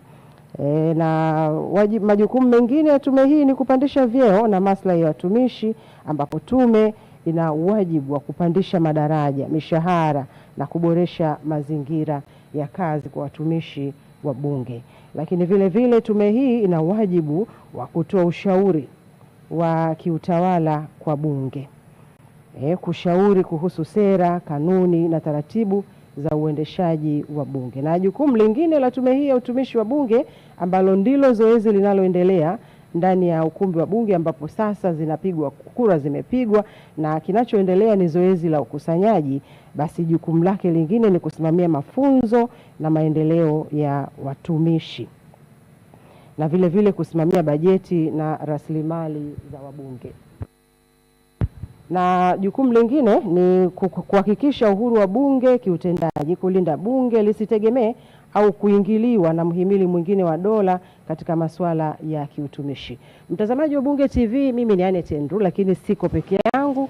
Ninashirikiana kwa karibu na mtangazaji mwenzangu Christina Nkia pamoja na Teresia Vita. Na sasa kijiti nakipeleka kwa Teresia Nkia ambaye tumekuwa naye tangu mwanzo mapema hapo asubuhi. Yapo mengi ambayo amefuatilia na kwa uchache anataka kukupitisha pia katika baadhi ya mambo wakati zoezi hili la kuhesabu kura kwa upande wa tume ya utumishi wa bunge likiwa linaendelea ndani ya ukumbi wa bunge. Kumbuka, wabunge waliohesabiwa ndani ya bunge ni wabunge 301. Waheshimiwa wote tushapiga kura? Ambaye bado hajatumbukiza nyanyue mkono wake. Hapa angezikusanya mtu mmoja mtangazaji mwenzangu Anet Andrew. Mimi ni Christina Jacob Nkia. Katika tume ya utumishi wa bunge kuna muundo wa tume ya utumishi wa bunge. Kwenye muundo huo tunakuwa na mwenyekiti ambaye mwenyekiti anakuwa ndo mheshimiwa Spika wa Bunge la Jamhuri ya Muungano wa Tanzania. Vile vile kunakuwa na wajumbe ambao wameteuliwa ambao ndo sasa wanapigiwa kura hapa kama ambavyo wamejinadi wenyewe watakwenda kufanya shughuli gani kuanzia hapo watakapochaguliwa mpaka ukomo wa bunge. Vile vile kuna katibu wa tume ambapo katibu wa tume ndo anakuwa mtendaji mkuu wa shughuli za kiutumishi. Kwa mujibu wa katiba ni katibu wa bunge ndo anakuwa katibu wa tume hiyo. Katika kura ambazo zimeombwa na waliopiga na waliogombea, wajumbe wa tume ya utumishi wa bunge walikuwa na nafasi 7, lakini ambapo wanatakiwa kuteuliwa kuanzia kundi A ni wabunge kutoka chama tawala. Tanzania bara wanaume wanatakiwa 2, lakini walioomba ni Mheshimiwa Dr. Doto Mashaka Biteko kutoka CCM, Mheshimiwa Dr. Wilson Mahera Charles kutoka CCM, Mheshimiwa Patal Shida Patal kutoka CCM, Mheshimiwa Boniface Mwita Getere kutoka CCM. Kundi B ni Tanzania bara wanawake ambapo inatakiwa nafasi 1 na ambao wameomba ni nafasi 2. Mheshimiwa Dr. Catherine Kanut Joachim kutoka CCM, Mheshimiwa Asha Salum Moto kutokea CCM. Kwenye nafasi hii kundi C Zanzibar wanaume nafasi ni 1 na walioomba ni 2. Mheshimiwa Haji Amur Haji CCM, Mheshimiwa Amjad Salum Pondeza CCM. Zanzibar wanawake nafasi ni 1 lakini walioomba ni 2 ambapo tuna Mheshimiwa Mgeni Hassan Juma wa CCM na Mheshimiwa Hadija Hassan Abud wa CCM. Kundi B kuna wabunge kutoka kambi ya walio wachache bungeni wa nafasi 2 ambapo kuna Mheshimiwa Agnesta Lambert Kaiza kutokea chama cha Chauma na Mheshimiwa Ado Shaibu Ado kutokea ACT Wazalendo. Na mpenzi mtazamaji, hivi sasa tunaona yale masanduku ya kura yakiwa yamesogezwa pale mbele na ndani yake yakiwa na karatasi ambazo waheshimiwa wabunge wamepiga kura na kuchagua nani atakwenda kuwa nani katika nafasi hiyo ya tume ya utumishi wa bunge. Karibu ungana pamoja nasi kusikia kinachoendelea ndani ya ukumbi wa bunge.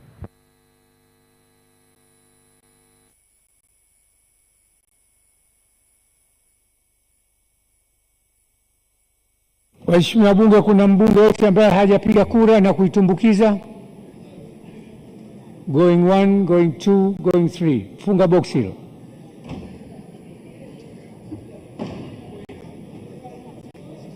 Ngoja kuna 1.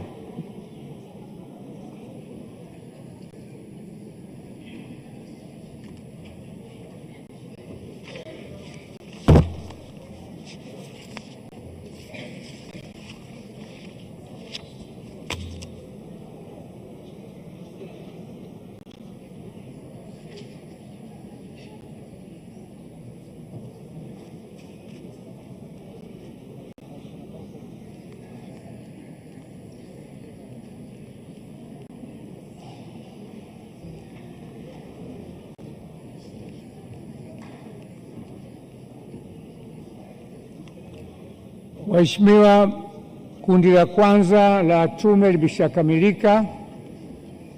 Lifungieni kwa juu hapo. Chima, lifungieni, watu wanaona mnalifunga, funga kwa juu hapo.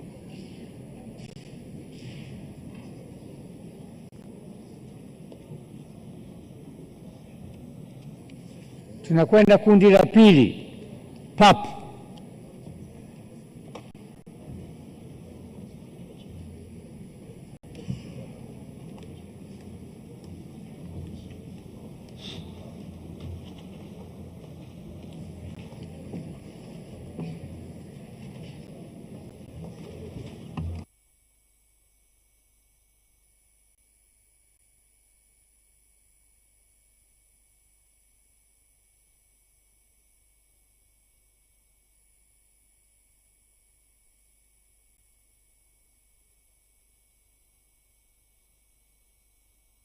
Zoezi hili likiwa linaendelea, tunaona karatasi za kura pale zikiwa zinagawiwa kwa wabunge, na wabunge wanachukua karatasi zile kwa ajili sasa ya kwenda kufanya maamuzi. Lakini wakati zoezi likiendelea, wabunge wakichukua karatasi zao na peni na kuamua sasa nani wanamtuma kwenda kuwawakilisha katika bunge la Afrika.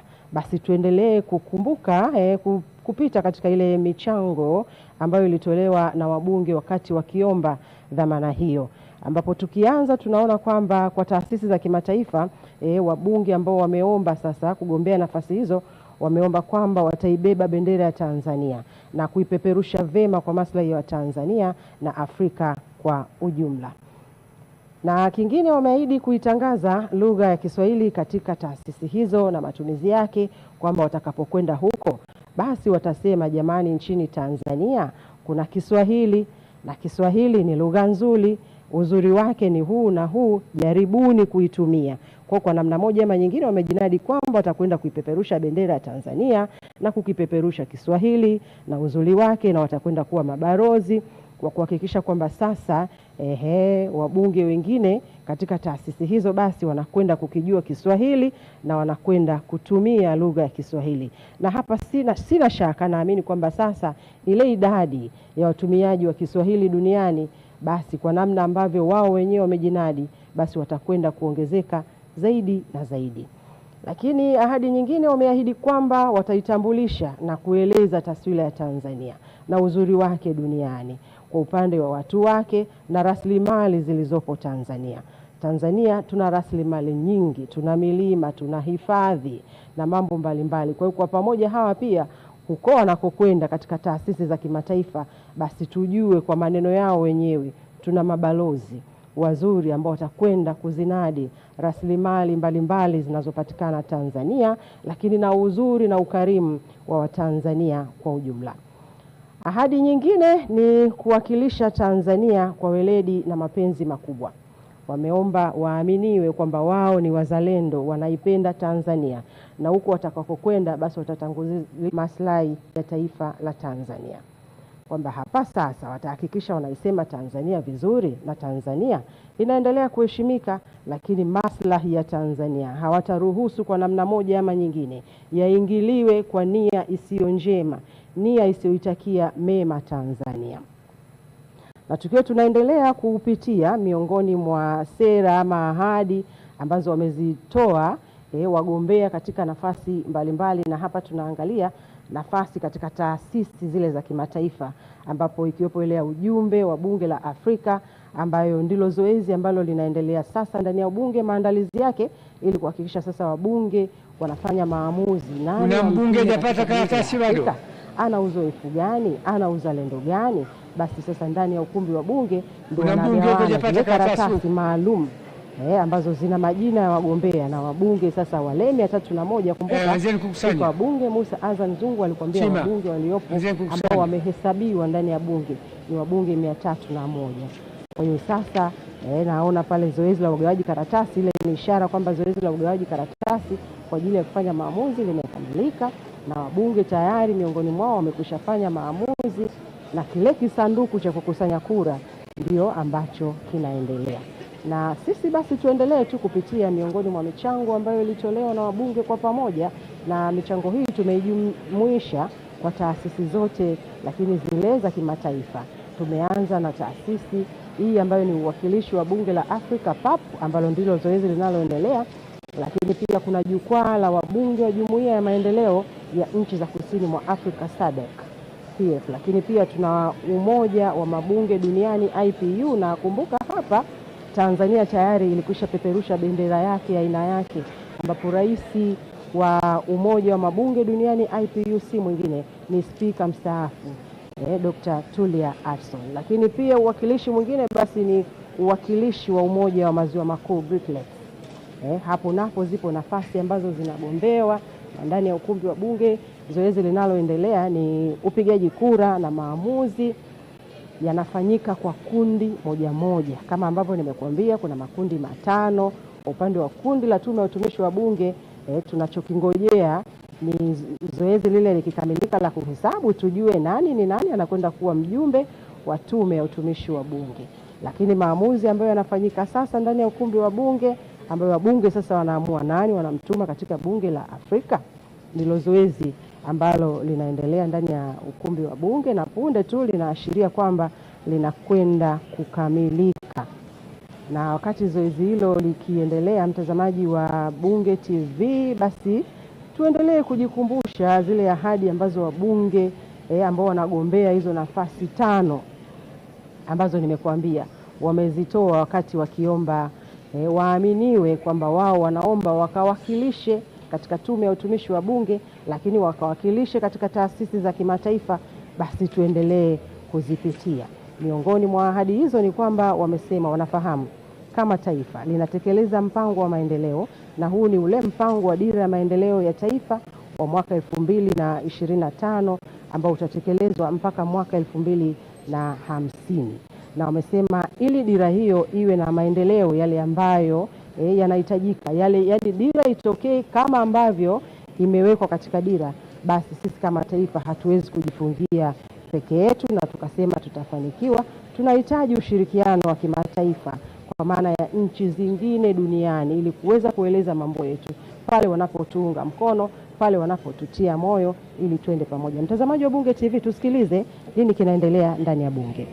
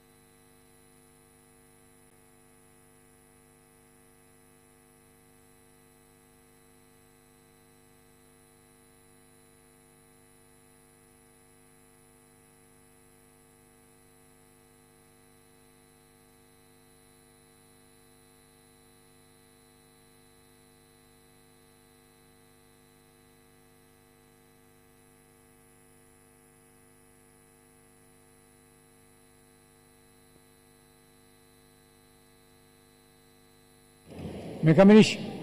Kuna mbunge ambaye hajatumkiza kura yake. Bunge TV hivi. Mheshimiwa bunge, kuna mbunge ambaye bado hajakamilisha kura yake.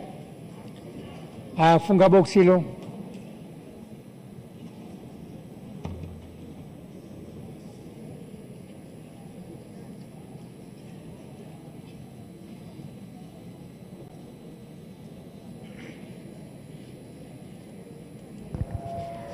Mpenzi mtazamaji wa Bunge Television, hivi sasa ndani ya ukumbi wa bunge tunaona taratibu zinazofuata ni kufungwa kwa boksi lile ambalo limewekwa kura kwa ajili ya wale wabunge wanaokwenda kuwakilisha bunge la. Mheshimiwa, tunaingia kundi la 3 SADC. Ni kura. Nafahamu kwamba uteuzi wa wajumbe wa PAP umeteuliwa na mabunge ya kitaifa ya nchi wanachama wa Umoja wa Afrika. Ungana pamoja nasi tusikie kinachoendelea ndani ya ukumbi wa bunge hivi sasa.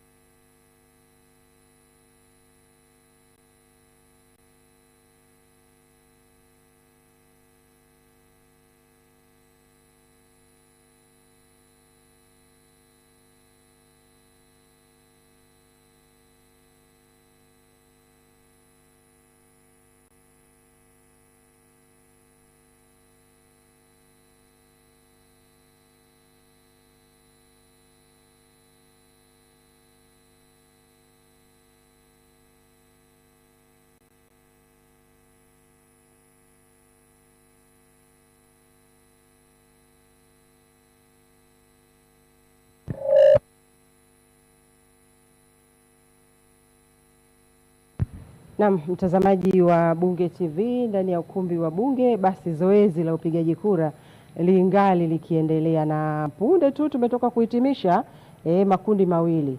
Kundi la kwanza lilikuwa ni kundi la Tume ya Utumishi wa Bunge na kundi la pili lilikuwa ni Bunge la Afrika. Na sasa zoezi linaendelea kwa makundi mengine, na kumbuka makundi yaliyosalia ni matatu, na haya ni kutoka katika taasisi mbalimbali za kimataifa, ambapo kuna jukwaa la wabunge wa Jumuiya ya Maendeleo ya Kusini mwa Afrika SADC, lakini kuna Umoja wa Mabunge Duniani IPU. Mheshimiwa bunge wageni, vile kuna Mheshimiwa bunge mgeni Mheshimiwa Sama Rashid Kikwete, ndugu Mohamed Omar Pwimu kutoka taasisi ya wanawake na maendeleo WAMA,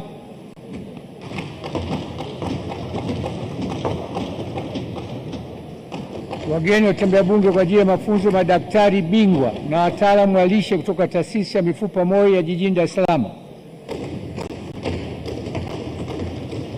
Pancras Mayala Clouds Media Group, mgeni wa Mheshimiwa Hames Tale. Mheshimiwa bunge, imetangazwa kwa ofisi ya bunge imeandaa jarida la bunge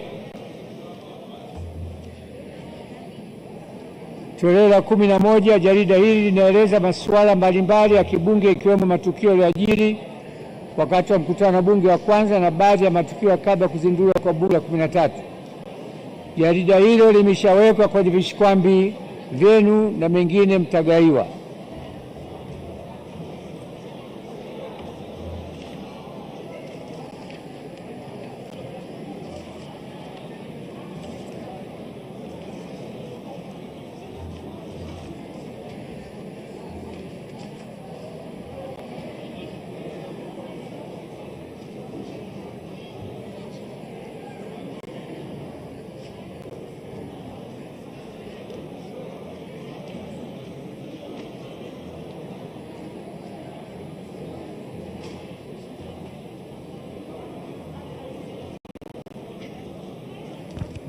Naam, mpenzi mtazamaji, tunaona hivi sasa hapa ndani ya ukumbi wa bunge jambo linaloendelea ni upigwaji kura katika kundi la tatu ambalo ni jukwaa la wabunge wa Jumuiya ya Maendeleo ya Kusini mwa Afrika SADC-PF.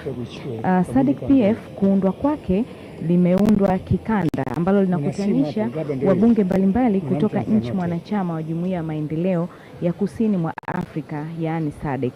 Na lengo kuu la kuundwa kwa forum hii ni kuimarisha demokrasia, utawala bora, ushirikiano wa kibunge katika ukanda. Kuundwa kwa SADC-PF, tunaona kwamba jukwaa hili lilianzishwa mwaka 1977 na ilianzishwa kama chombo cha ushirikiano wa mabunge ya nchi wanachama wa SADC.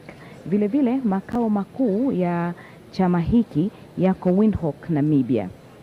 Wabunge mbalimbali ambao wanajiunga na jumuiya hii waga wanakutana kwa ajili ya kufanya mikutano yao mbalimbali nchini Namibia na nchi nyingine wanachama, na hii inategemea ni kwamba kwa wakati huo wanakuwa wamekubaliana wakutane katika nchi gani kwa ajili ya shughuli hiyo. Katika wanachama tunaona ili kuwa mwanachama wa jumuiya hii ni mabunge ya wanachama wa SADC, lakini kila bunge linatuma mjumbe ama mwakilishi mmojawapo ama nafasi 5 kutoka kwenye mabunge wanachama. Hivi sasa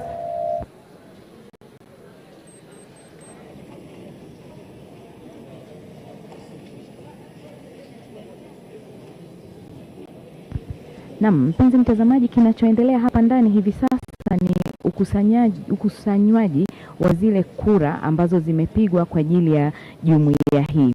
Lakini wabunge mbalimbali wamechagua kwamba nani atakwenda kuwa nani kwenye nafasi ipi katika hili jukwaa la wabunge wa Jumuiya ya Maendeleo ya Kusini mwa Afrika, yani SADC-PF.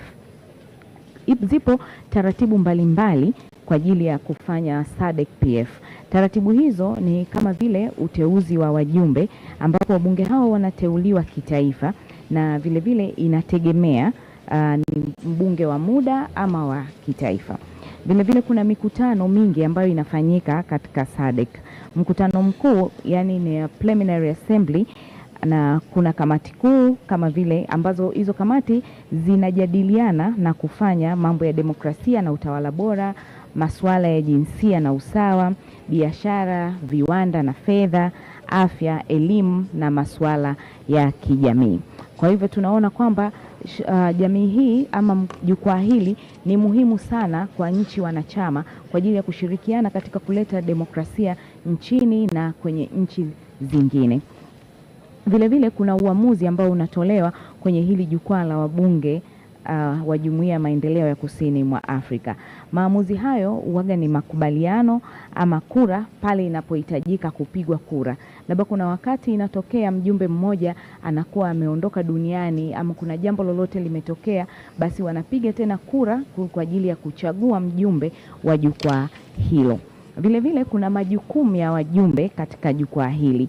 Majukumu hayo ikiwa ni pamoja na kujadili masuala ya kikanda, kubadilishana uzoefu wa kibunge, vile vile kusimamia utekelezaji wa sera za SADC kupitia mabunge ya kitaifa, kukuza demokrasia na haki za binadamu. Hivi sasa tufuatilie kinachoendelea ndani ya ukumbi wa bunge.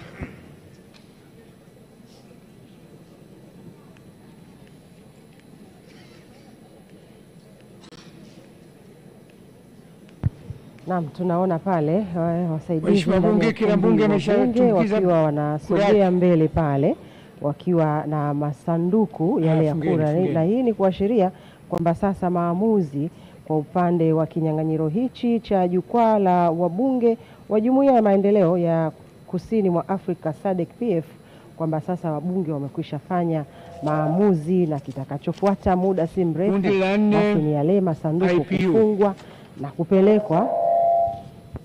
Gaweni kura za IPU.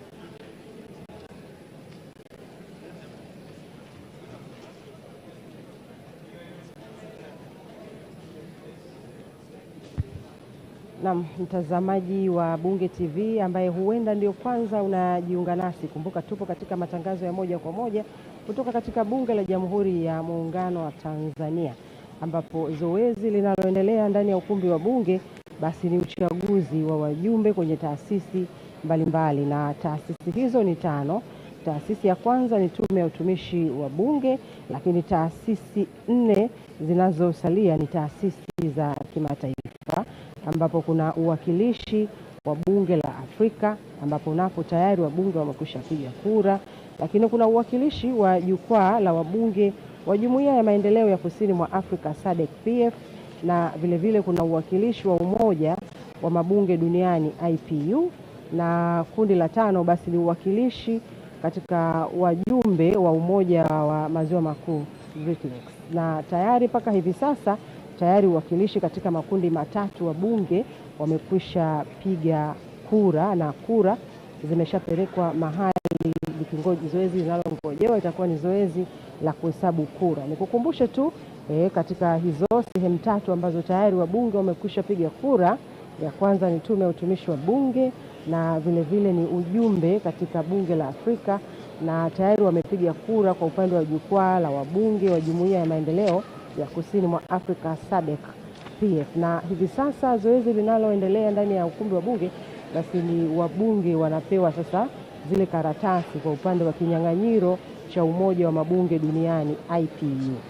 Na nikukumbusha tu tuendelee kukumbuka kwa pamoja kwamba umoja huu unaongozwa na Dr. Tulia ambaye ni rais wa umoja huo. Kumbuka huyu ni spika mstaafu.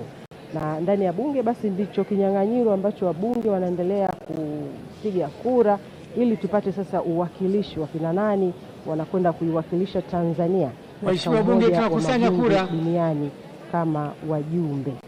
Kwa hiyo ndani ya bunge wabunge wanapewa karatasi za kura na zoezi linaloendelea ni la kufanya maamuzi, na watakapokuwa tayari kwamba sasa wamekwisha chagua basi zile vifaa maalum kwa ajili ya kukusanyia kura vitaanza kupita, na tunashuhudia tayari vifaa hivyo vimeanza kupita, na hii ni kuashiria kwamba sasa tayari wamekwisha fanya maamuzi. Nikukumbushe tu katika kinyang'anyiro hichi cha wajumbe wa Umoja wa Mabunge Duniani IPU, wabunge ambao walichukua na kurejesha fomu ambao walikuwa wanaomba kugombea nafasi hizi walikuwa ni 22. Na katika kundi la kwanza basi walioteuliwa, ambalo hili ni kundi la wabunge wanawake, waliteuliwa wawili ambapo ili kugombea nafasi hii, ambapo waliteuliwa Balozi Dr. Pindi Chana kutoka Chama cha Mapinduzi, lakini pia aliteuliwa Mhandisi Manisha Lang Ulenge, na huyu pia anatoka Chama cha Mapinduzi.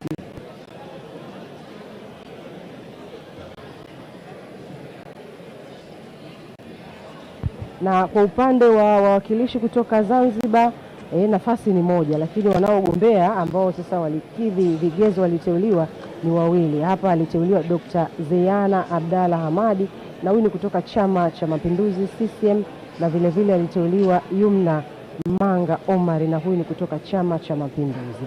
Lakini kwa upande wa wabunge kutoka Tanzania bara nafasi ni 4 na walioteuliwa ni wagombea 7, ambapo wa kwanza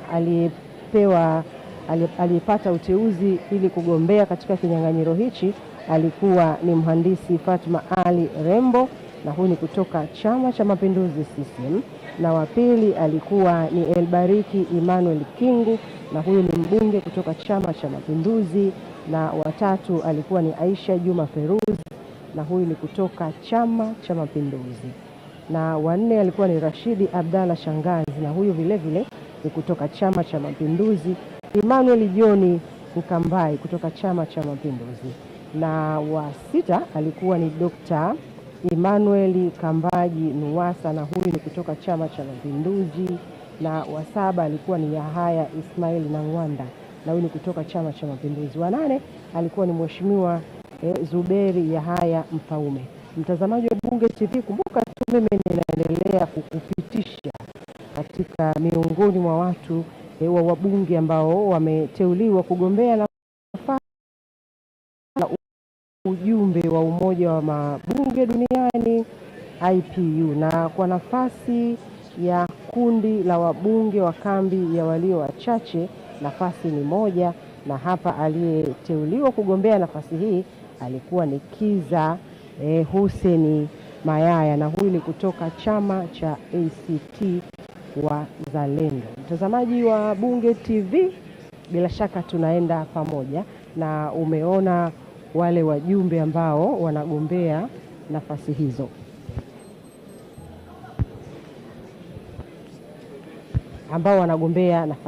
Ndani ya bunge. Zoezi kwa upande wa nafasi hii ya jukwaa la wabunge wa jumuiya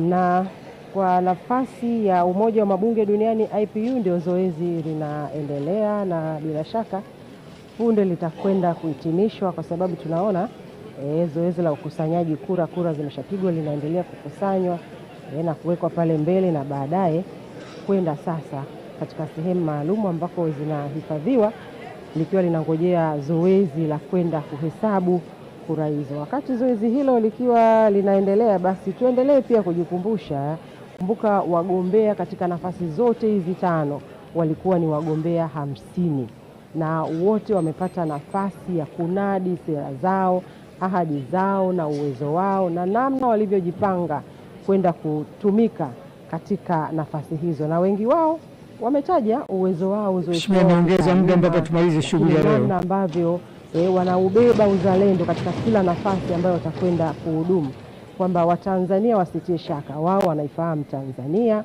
wana uzoefu wa kutosha, wanayafahamu mazuri yote ya Tanzania, na katika uwakilishi wao huko duniani katika hizo taasisi za kimataifa, basi huo weledi wa Tanzania na uzuri wa Tanzania, rasilimali na Watanzania wenyewe, basi ndicho kitakachokwenda kupeperushwa katika huo uwakilishi wao. Na mengine katika ahadi zao wamesema watashawishi wawekezaji kuja Tanzania na kuwekeza katika sekta mbalimbali. Waheshimiwa wote tushatumbukiza kwenye maboksi. Fungeni. Tayari.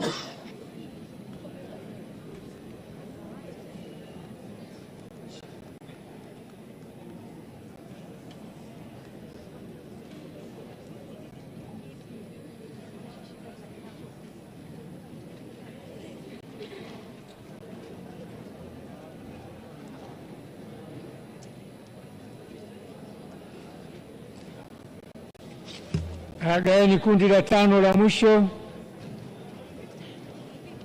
Great Lakes.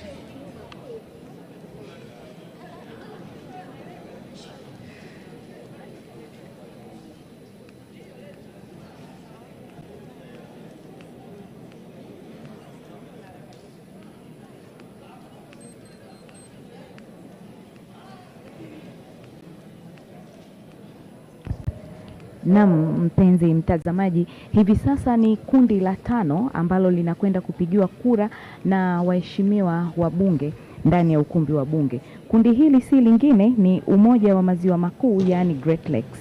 Katika kundi hili zinazoombwa na zinazotakiwa humu ni nafasi 5, lakini waliochukua fomu na kurejesha fomu ni 14, na walioteuliwa ni kutoka kundi A, wabunge wanawake, nafasi inayotakiwa ni 1, lakini walioomba ni Mheshimiwa Sylvia Sigula kutoka Chama cha Mapinduzi na Mheshimiwa Margaret Ezekiel kutokea Chama cha Mapinduzi. Kundi B, wabunge wa Zanzibar, nafasi inayotakiwa mahali hapa ni nafasi 1, na walioomba ni 2, Mheshimiwa Said Salum Hamad kutoka Chama cha Mapinduzi, Mheshimiwa Sadifa Hames kutoka Chama cha Mapinduzi. Na kundi C, wabunge wa Tanzania bara, nafasi zinazohitajika ni 2, na walioomba ni pamoja na Mheshimiwa Engineer Ezra Chiwelesa kutoka Chama cha Mapinduzi, Mheshimiwa Cosmas Bulala kutoka Chama cha Mapinduzi, Mheshimiwa Festo Sanga kutokea Chama cha Mapinduzi, na Mheshimiwa Edwin Sware kutokea Chama cha Mapinduzi. Na kundi D, wabunge wa kambi ya walio wachache bungeni, ambapo nafasi inayotakiwa ni 1 na aliyeomba ni 1, Mheshimiwa Bakari Shingo kutokea ACT Wazalendo. Kwa mujibu wa maelekezo, huyu wa mwisho kutoka kundi D, yeye anapigiwa kura 1 ambayo ni kura ya ndio ama kura ya hapana. Hivi sasa hapa ndani ya ukumbi wa bunge kinachoendelea ni ugawaji wa karatasi za kupigia kura kwa nafasi hii ya mabunge, kwa nafasi hii ya mabunge ya Umoja wa Maziwa Makuu kwa maana ya Great Lakes. Lakini tunaweza kuona kwamba Umoja wa Maziwa Makuu ni jumuiya ya kikanda inayolenga kuimarisha ushirikiano wa kiuchumi, amani na maendeleo. Na hii ni katika eneo lenye rasilimali nyingi, lakini pia changamoto za kihistoria na migogoro. Vile vile, maana kuu na maana halisi juu ya Umoja wa Maziwa Makuu ni unajulikana kama Economic Community of the Great Lakes Countries, yani CEPGL. Hii ni jumuiya ya kikanda inayounganisha nchi za ukanda wa Maziwa Makuu kwa ajili ya maendeleo ya pamoja.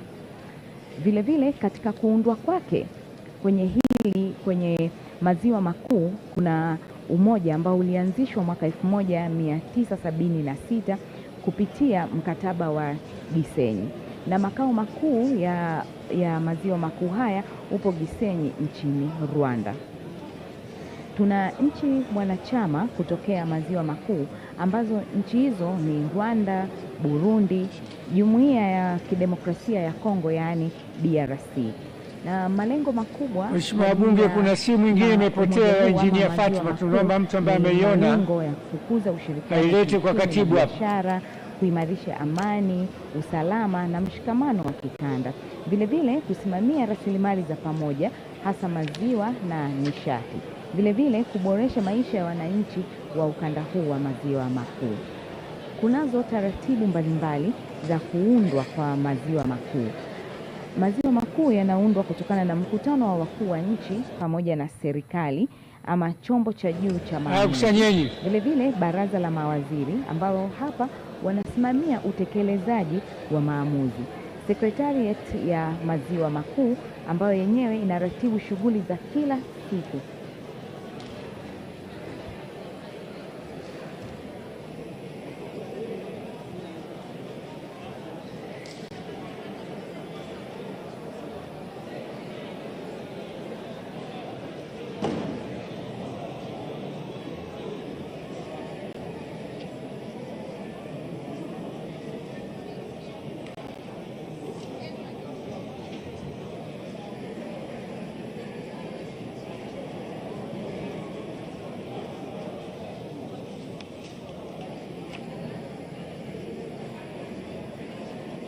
TV yako hapa ni kutokea bungeni Dodoma, ambapo zoezi linaloendelea sasa hivi ni upigwaji kura juu ya maziwa makuu. Na tumeona sasa hivi hapa ndani ni ukusanyaji wa kura mbalimbali ambazo zimepigwa na waheshimiwa wabunge wakiwa wamechagua nani ni nani na wapi anakwenda kuwakilisha wapi katika sehemu hii ya maziwa makuu. Na tunaona kwamba maziwa makuu ni chombo muhimu ambacho kinatusaidia pia katika swala la demokrasia. Vile vile kwenye swala la maziwa makuu ama kwenye umoja huu kuna muundo wa umoja kwa ajili ya kutekeleza shughuli zake mbalimbali.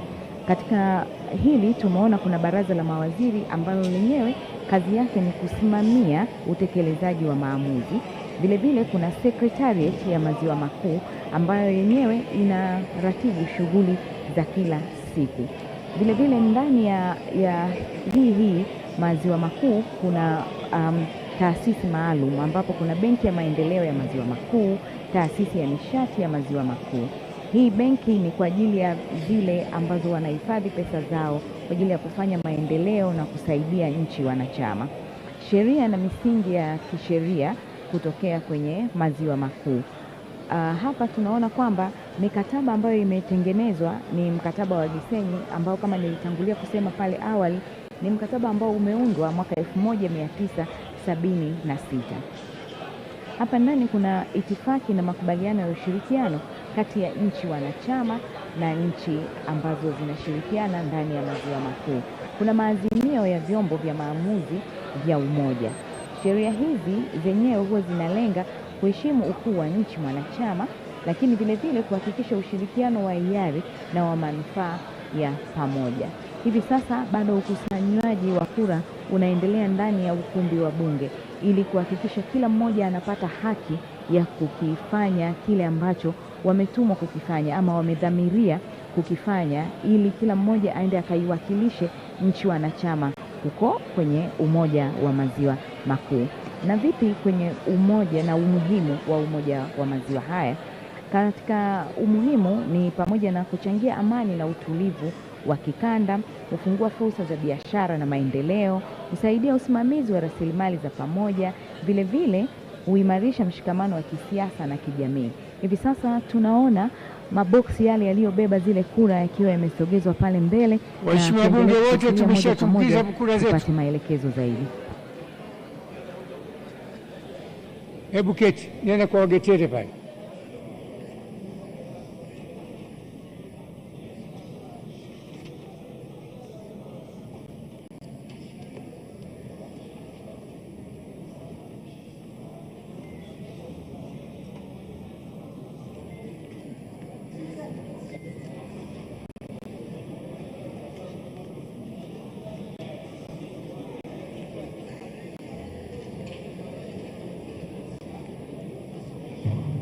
Waheshimiwa wabunge wote tumemaliza.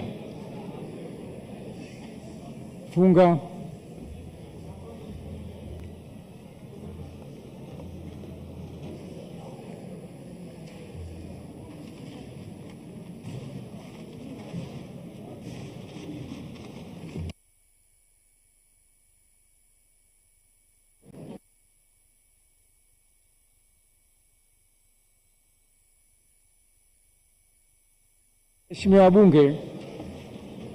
Waheshimiwa wabunge tusikizane. Tuna wagombea takriban 55. Na kwa mujibu wa taratibu zetu si busara watu 55 kwenda kusimamia kura maboksi 5. Ni waombe wagombea options 2. Kila kundi lichague mtu mmoja kusimamia boksi moja au tutafute wabunge 5 wakasimamie kuhesabu kura.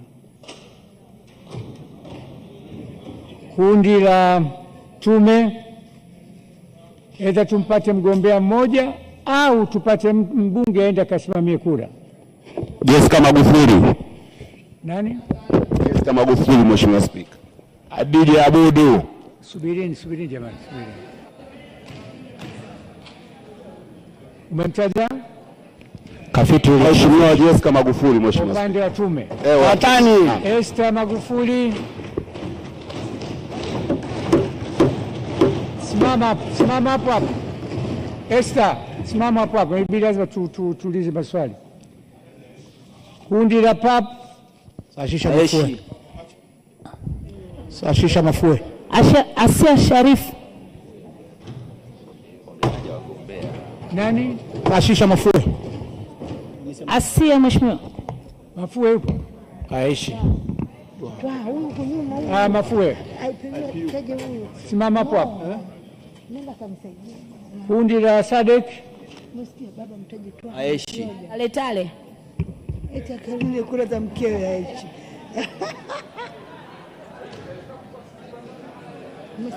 Tale. Mama umevaa nguo dadangu, mheshimiwa. Unaitwa? Nani?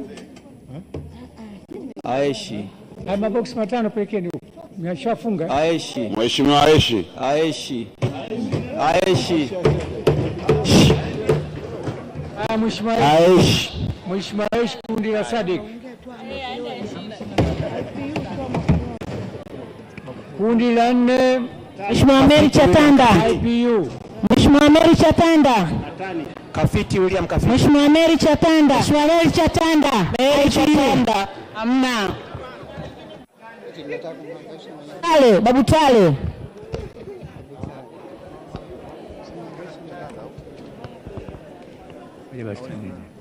Mheshimiwa Chatanda umekubali? Ndio. Simama hapo. Kundi la Wakija kazi, washa meji piga kazi. Semeni piga kazi akasimamia. Kundi la mwisho Great Lakes. Kafiti William Kafiti. Kija kazi. Mheshimiwa Kafiti. Kafiti William Kafiti. Msimama. Waheshimiwa, imekuja noti hapa kwa vile Aisha na mtu wake anagombea. Mheshimiwa Sanga. Kija kazi. Aidari Sumri. Mheshimiwa Sangu. Kija kazi. Aidari Sumri. Meya. Mheshimiwa kija kazi. Kija kazi. Mheshimiwa, tulishapata wawakilishi 5. Nancy Nyalusi. Nani sisi? Tulishapata wawakilishi 5. Sasa ombi langu kwenu, kura hizi zitachukua muda kuhesabu. Tuache wahesabu kura, matokeo tutangaze jioni, sababu tayari tuna wawakilishi wetu. Na bado tunamalizia. Tumekubaliana?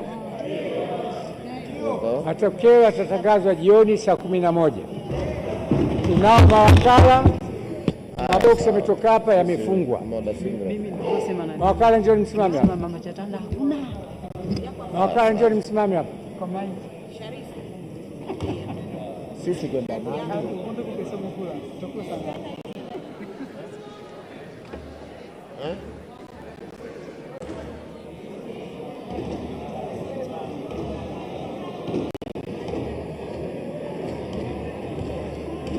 Kenda nani upande wetu sisi? Upande wetu sisi kenda nani? Waheshimiwa mawakala, tazameni hivi. Tazameni huko.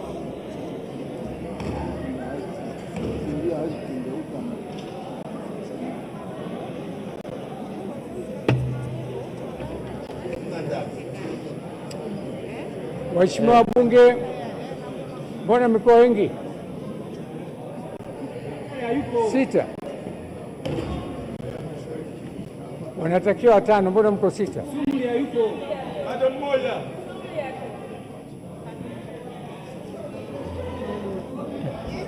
Hivyo. Dai shemeji yake sana gombea. Haya, haina neno. Wanaweza kwenda wote, haina neno. Jamani, mawakala wetu ndio hawa. Aende Bashe. Mawakala wetu ndio hawa. Magufuli, nyanyua mkono. Wakutambue na Esther Magufuli. Usitizame mimi, watizame wao. Mkataa mkewe mgombea. Watizame huko, sio mimi. Jessica Magufuli.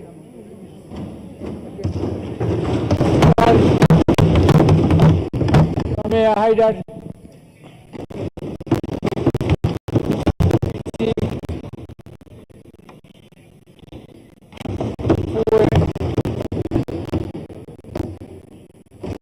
Satanda, Mheshimiwa.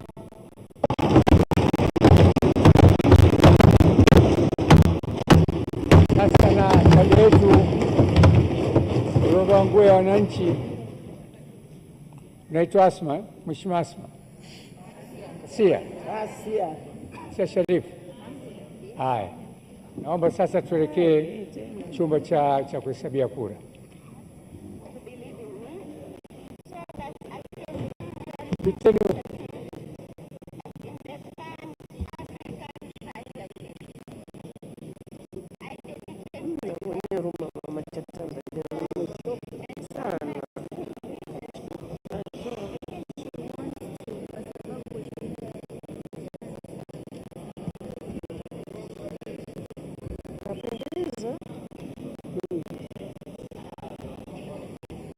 Waheshimiwa wabunge, kwanza tunashukuru kwa utulivu na kumaliza zoezi letu kwa ukamilifu. Makundi matano yote yatatangazwa saa 11 na utaratibu wa kutangaza tutaendelea hapo saa 11. Nairisha shughuli za bunge mpaka saa 11 jioni. Naam, mawakala wameelekea katika eneo maalum kwa ajili ya zoezi sasa la kuhesabu kura, na hizi ni kura kutokana na uchaguzi ambao umetoka kukamilika hivi punde tu, uchaguzi wa wajumbe kwenye taasisi mbalimbali, na taasisi hizo ni 5, ambapo ipo tume ya utumishi wa bunge, lakini lipo wajumbe katika bunge la Afrika, jukwaa la wabunge wa Jumuiya ya Maendeleo ya Kusini mwa Afrika SADC PF, na umoja wa mabunge duniani IPU, na kundi la mwisho na la 5 ni umoja wa maziwa makuu, ambapo hapo baadaye majira ya saa 11 mawakala watakuwa wamekamilisha lile jukumu ambalo wamekabidhiwa la kuhesabu kura,